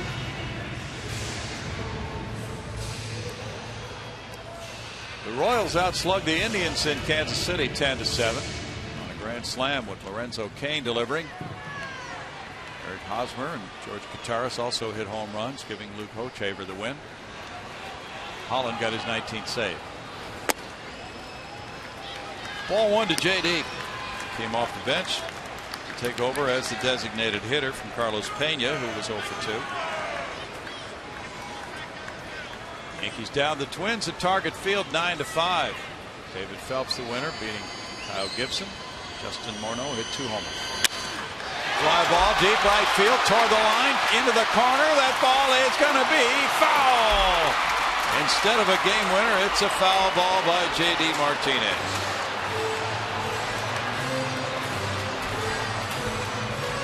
Made you think Brandon Barnes and that sliced drive down the right field side that beat the Colorado Rockies. This one slicing all the way up against that padding.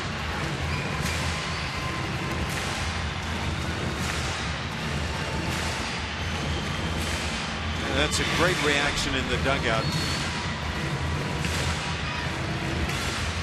Don't imagine from there they could see much though as the ball came down. 1-1 is the count.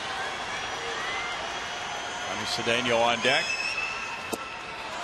1 ball, 2 strikes to J.D. Martinez.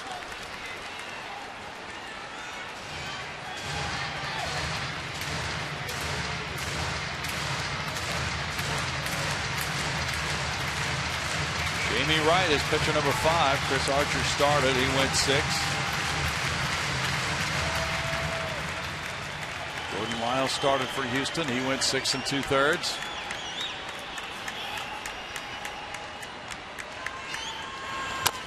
That's chopped to third base. Slowly hit. It hugs the line and then turns foul. And still a 1-2 count.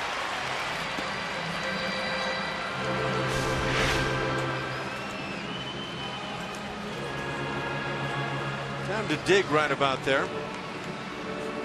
Had the look of a ball that was going to find its way foul.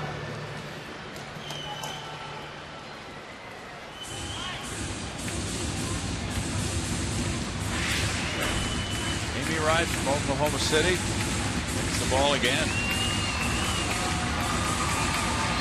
2 pitches for Wright so far. Justin Maxwell talking there with Bo Porter, having a moment on the bench. Hoping to be on that field soon, celebrating a game-winning hit.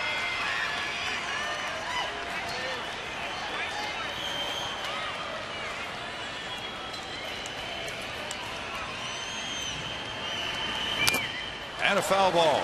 Keeps J.D. Martinez alive. Had a ball and 2 strikes.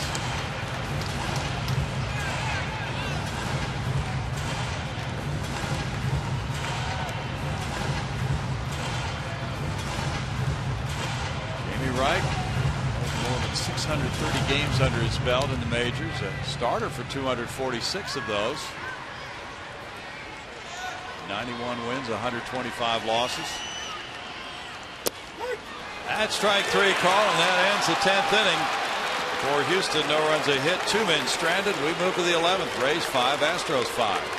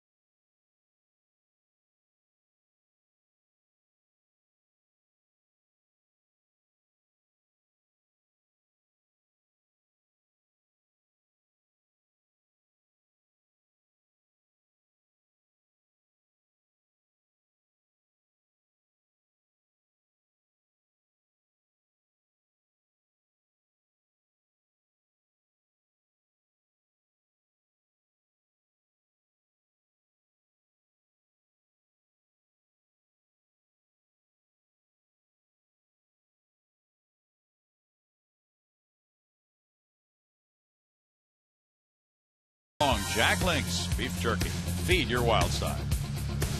Inning number 11 coming up from Houston, Texas. And it's a 5-5 ball game through 10 between the Tampa Bay Rays and the Houston Astros. Tampa Bay got a run in the first. Houston tying it on a Brett Wallace homer in the 4th. And Houston on a sac fly by Jake Elmore in the 5th took a 2-1 lead. The Rays tied it with a run in the 7th. They got 3 in the 8th. The Astros responded with 3 in the 8th on another Brett Wallace homer. And it's still 5-5 as Jose Lobaton leads it off here in the 11th inning against Josh Fields. Lobaton got an RBI as he bounced into a force play in the 8th inning. He's 1 for 3 with a walk.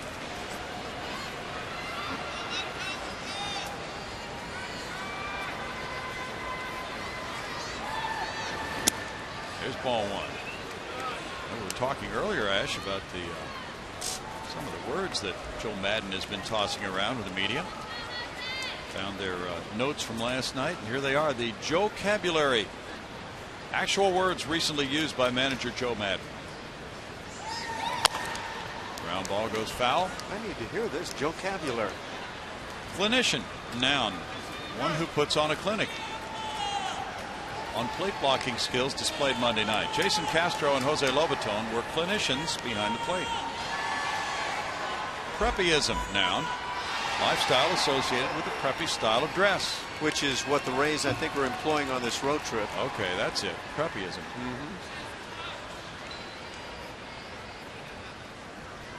Good stuff. Pitch, there's a ball. It's 2-1. Tweet from Joe Madden. Enjoyed creativity of our Hispanic players who stepped up for accidental preppy road trip. Not a lot of preppyism where they come from. Yeah, imagine they said, what? We're doing what? Swing and a miss there. And it's 2-2 for Josh Fields. Godspell, adjective, the day-by-day status for an injury situation. Evan DHing or playing the field is truly a day-by-day Godspell situation, depending on how his foot responds. Joe's working it hard. Lobaton fouls it back. Still a 2-2 count for Josh Fields. Never a dull moment around Joe. did a commercial. I don't recall who the commercial was for, nationally a year or two ago, and he was standing around the batting cage watching one of his Rays hang out line drives, and at the end of the commercial he says, "That's a hit." And of course we were all joking with him, because in baseball vernacular you'd probably stand there and say, "That's a knock." Something like that. And I think he was embarrassed. He said, "Well, I told him that, but they wouldn't let me go that direction."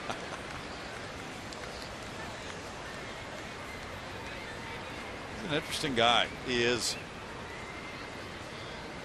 He got 71 of the Rays personnel to shave their heads last year.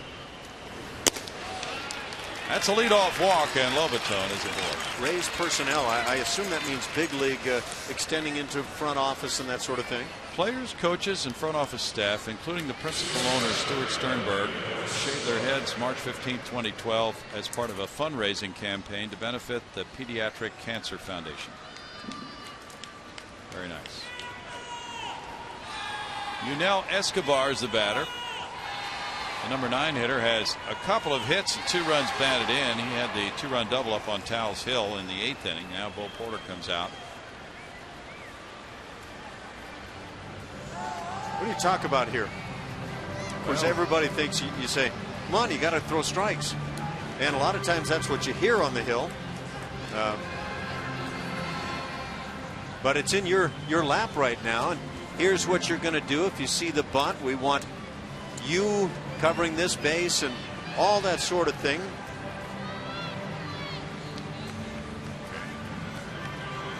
But I think it's the sort of stuff that you work on so much during the spring, and then it tends to get forgotten a bit.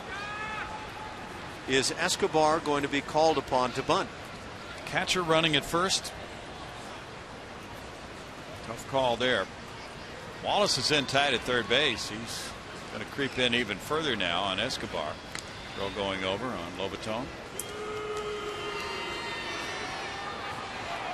I think we've already seen that Lobaton doesn't run all that well. Madden could be using a pinch runner, but he's not. Uh-oh, this one's off Castro's mitt, and the runner will advance to second base. Both corner infielders were charging, and Jason unable to hold that pitch from Fields. That gets Lobaton to second base. I don't know if this one falls in that category of another cross up here, but it is a pass ball.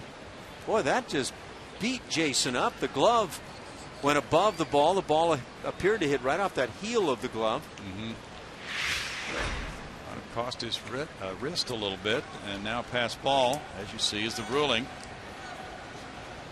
So now runner at second and nobody out with a 1-0 count. That changes things. Escobar takes a look at ball 2. Here's where I would potentially expect to see the bunt, but that just ate up Jason Castro. And he didn't react like a guy after the play thinking, boy, we need to go talk about these signs. He just looked like a catcher that got abused on a pitch. Foul back. 2 balls, 1 strike to Yunel Escobar. And Josh Fields has some work to do with a runner at second and nobody out. The Rays have stranded 8. The Astros have left 6 today. Astros have lost 6 consecutive July 4th games. They trailed this one 5-2. Came back to tie it in the 8th. That one goes deep to right field into the corner, and that'll score the go-ahead run. Escobar into second, and RBI double, scoring Lobaton. 6-5 Tampa Bay. Joe Madden knows his personnel, by the way, Brownie, and one of the things to know right there is Yunel Escobar is an excellent opposite field hitter. And he just waits, tries to hit it to right, and in this instance lines it down the right field side. It's his second double of the day, his 3rd hit. 3 RBI game for Escobar, giving him 36 this season. 6-5 lead for Tampa Bay. And now with Escobar at second and nobody out, it's Desmond Jennings. Jennings has 3 hits. Number 1 hitter, the number 9 hitter, each with 3 of the 9. Strike for Fields. Fields in relief of the injured Jose Veras. Veras leaving after that 10th inning drive by Loney. The liner back through the middle. Apparently it whistled right underneath his fingertips and touched his fingertips and deflected off his leg out to Altuve, who took care of the out. That pitch is up. It's 1-1.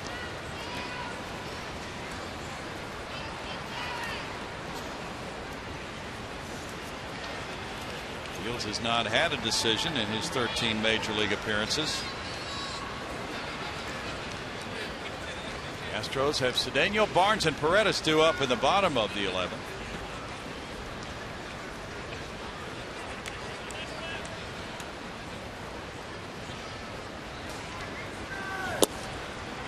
Strike there makes it 1-2. Escobar was dancing off second.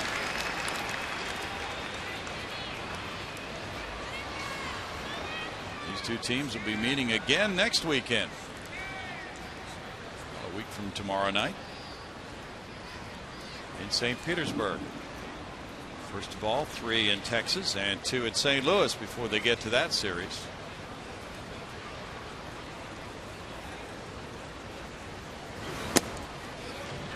It's 2 balls, 2 strikes for the Rays back home tomorrow night. Jeremy Hellickson will take on Dylan Axelrod of the Chicago White Sox. And they'll catch Chris Sale Saturday night with Matt Moore opposing him. Then David Price squares off against John Danks on Sunday. While the Astros are taking on the Rangers.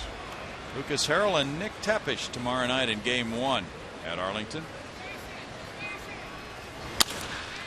In the air to right field. Paredes with the catch. He's the tag by Escobar. He'll move to third base. 1 out. In essence, that same fly ball we saw earlier in the game with Paredes at second base, and Paredes chose not to get back to the bag early and tag up and move.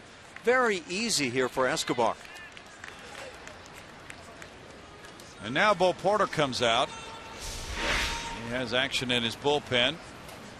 You may want lefty on lefty. Joyce is due up. Joyce is 1 for 4 with a walk. Wesley Wright's been warming up.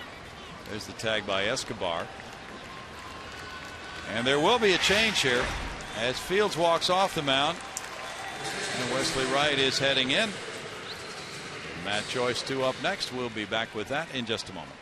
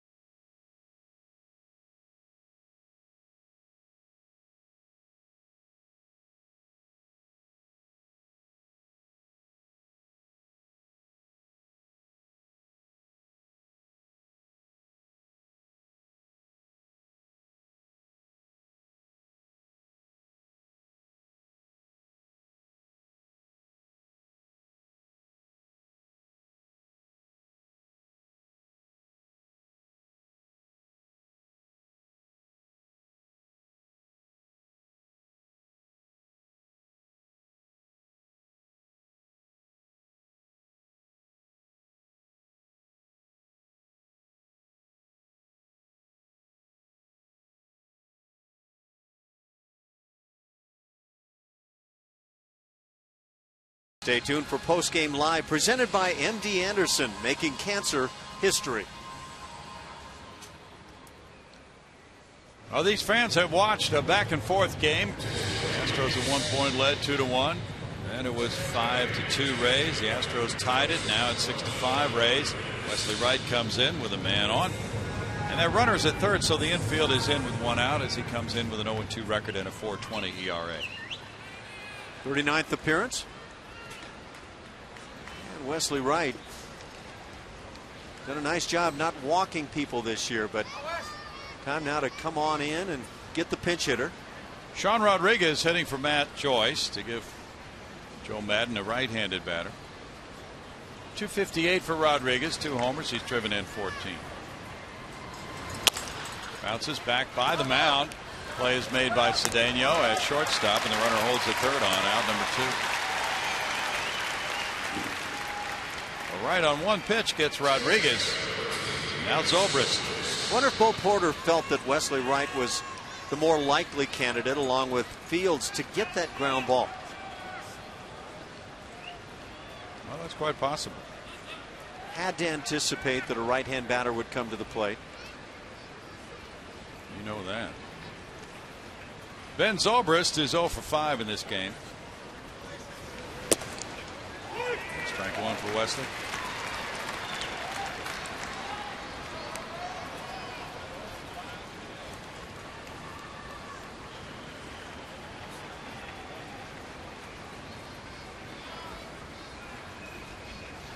Right-handed hitters are hitting .297 against Wesley. In the dirt for a ball. It's 1-1.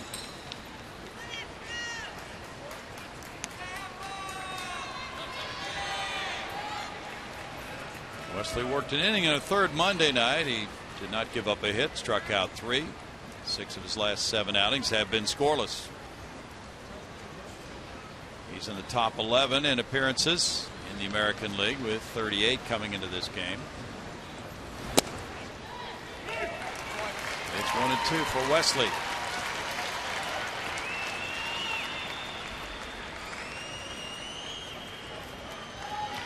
Well, the Lakers have made their pitch to Dwight Howard.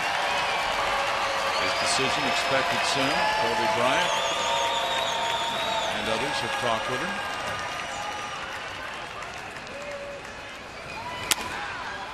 Fouled away, emphasizing his opportunity to win there, but some of the experts think that he would have a better opportunity to win in Houston. James Harden, Chandler Parsons. How healthy is Kobe Bryant going to be, and how soon? That's one big question. You're right.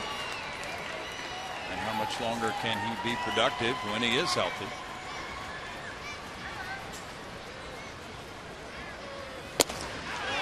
Oh, that's a close one, and it's 2-2.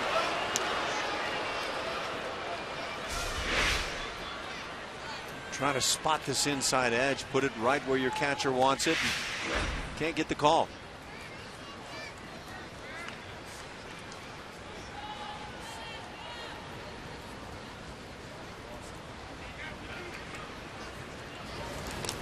That one gets by, and the runner will come home to make it 7-5 on a wild pitch. Oh, there's been a pass ball and a wild pitch in the inning. And both have figured prominently in these 2-run scoring. Yeah, you look for that all-out blocking position. That is not it. Breaking ball called, breaking ball thrown in the dirt, and not easy, but not the way you draw it up either. Now 3-2 to Zobrist. And that is strike 3. Well, the Rays get 2 in the 11th inning on 1 hit, and they go to the bottom of the 11th with a 7-5 lead.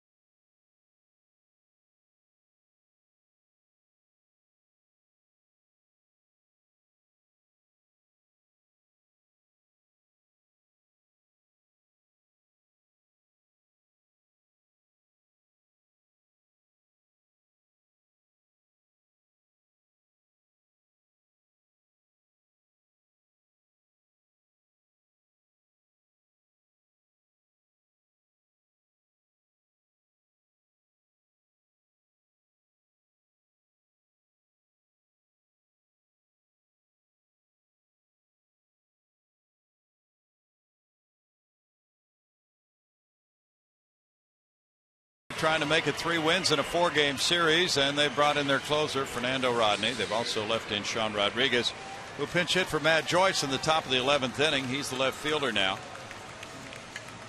And Rodney, who was fantastic last year in closing out games, has 5 blown saves this year to tie for the high mark in the American League. He's 3-2 with a 4.41 ERA, 17 saves and 22 opportunities. 152 career saves, so he's got plenty of experience in this role. But even the guys that have been around a long time, unless everybody beside Mariano Rivera, will have those times when you're just struggling closing them out. And the Astros would love to provide one of those times. Rodney, a year ago, was an all-star with 48 saves and 50 opportunities for the Rays. 36 years old, formerly with the Detroit Tigers. He's been with the Angels as well. He signed as a free agent prior to last year with his Tampa Bay club. That year you talked about last year with the 48 saves, he worked over 74 innings and allowed just 43 hits. He was fantastic. Ronnie Cedeno leads it off. Jamie Wright is in a position to be the winning pitcher. He worked 1 inning, allowing 1 hit, no runs. He had no walks, struck out 2, hit a batter. Rodney's pitcher number 6 for Joe Madden today. Rally caps are on as the Astros come up against it. Rodney walked 15 last year in 74 innings, striking out 76.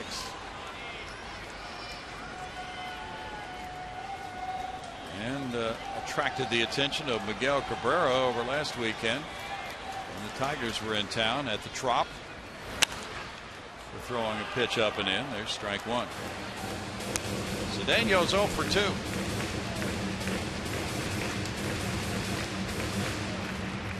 Rodney's converted his last 8 save opportunities since May 27th against Miami.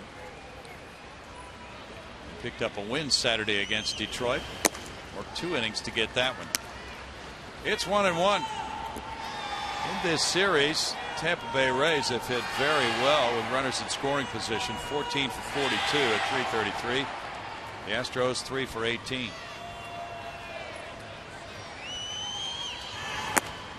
A lot more opportunities with men on base, obviously, for the Rays in this series.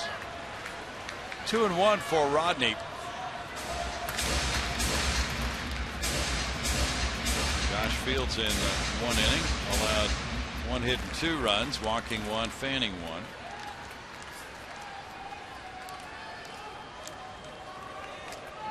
Third baseman Johnson just about even with the bag. Cedeno takes.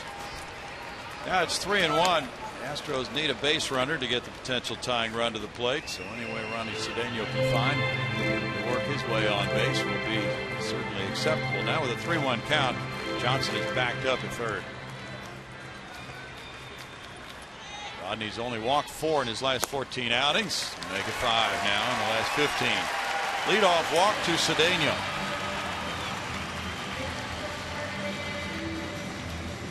Walk number 8 for the Rays pitching staff in this game.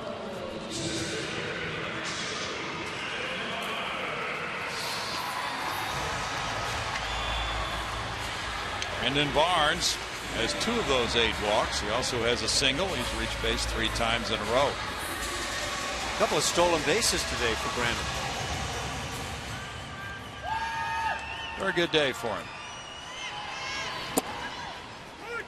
That's strike 1 at 96 to Barnes. Jimmy Paredes is on deck.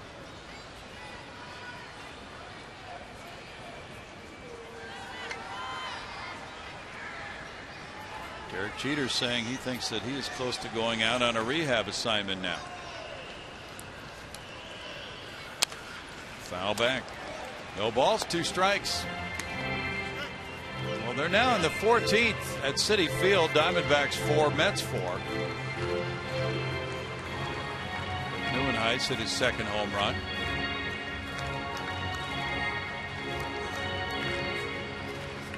Cubs and Athletics are in the middle of the 8th inning, 1-0 Oakland.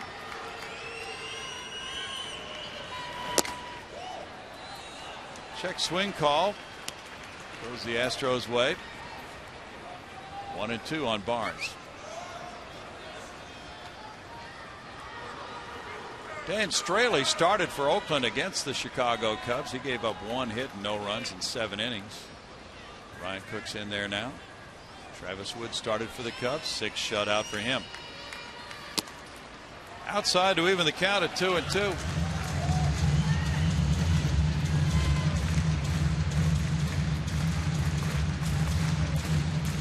This is the high for walks in a game for the Astros this year. Previous high was 6.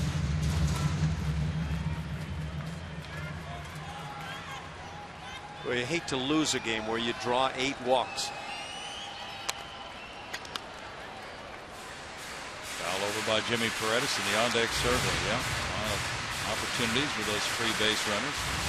The Astros have bounced into 2 double plays. Both came right after bases on balls. They have left 6 men on base.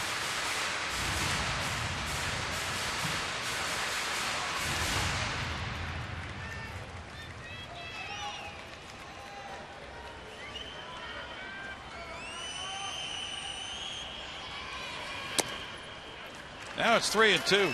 Cole Hamels won his 3rd against 11 losses for the Phillies. They downed the Pirates at PNC Park 6-4. Beat Garrett Cole, who took his first loss as a major leaguer. He's 4-1. Jonathan Papelbon got save number 17. White Sox beat the Orioles 3-2 in Chicago on a walk-off homer in the 9th by Adam Dunn.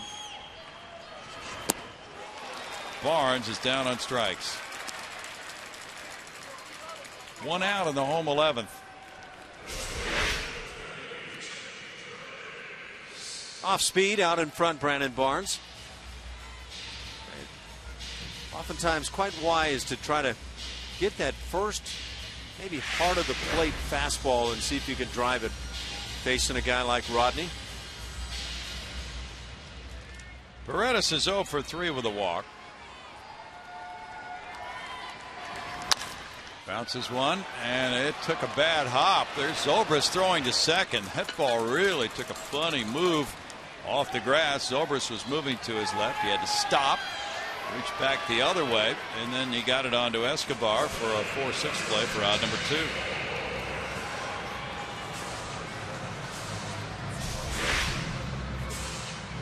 2. Not a bad job. If you're the Rays, you're realistically looking to get 1 out on that play anyway. Zobrist took it on the short hop, got it onto Escobar. 2 outs now. Paredes on at first, and it's Jake Elmore batting. Elmore is 0 for 1 with a sac fly and a pair of walks. Altuve on deck. Strike for Rodney. Giants and Reds rained out today in Cincinnati. No makeup date has been announced.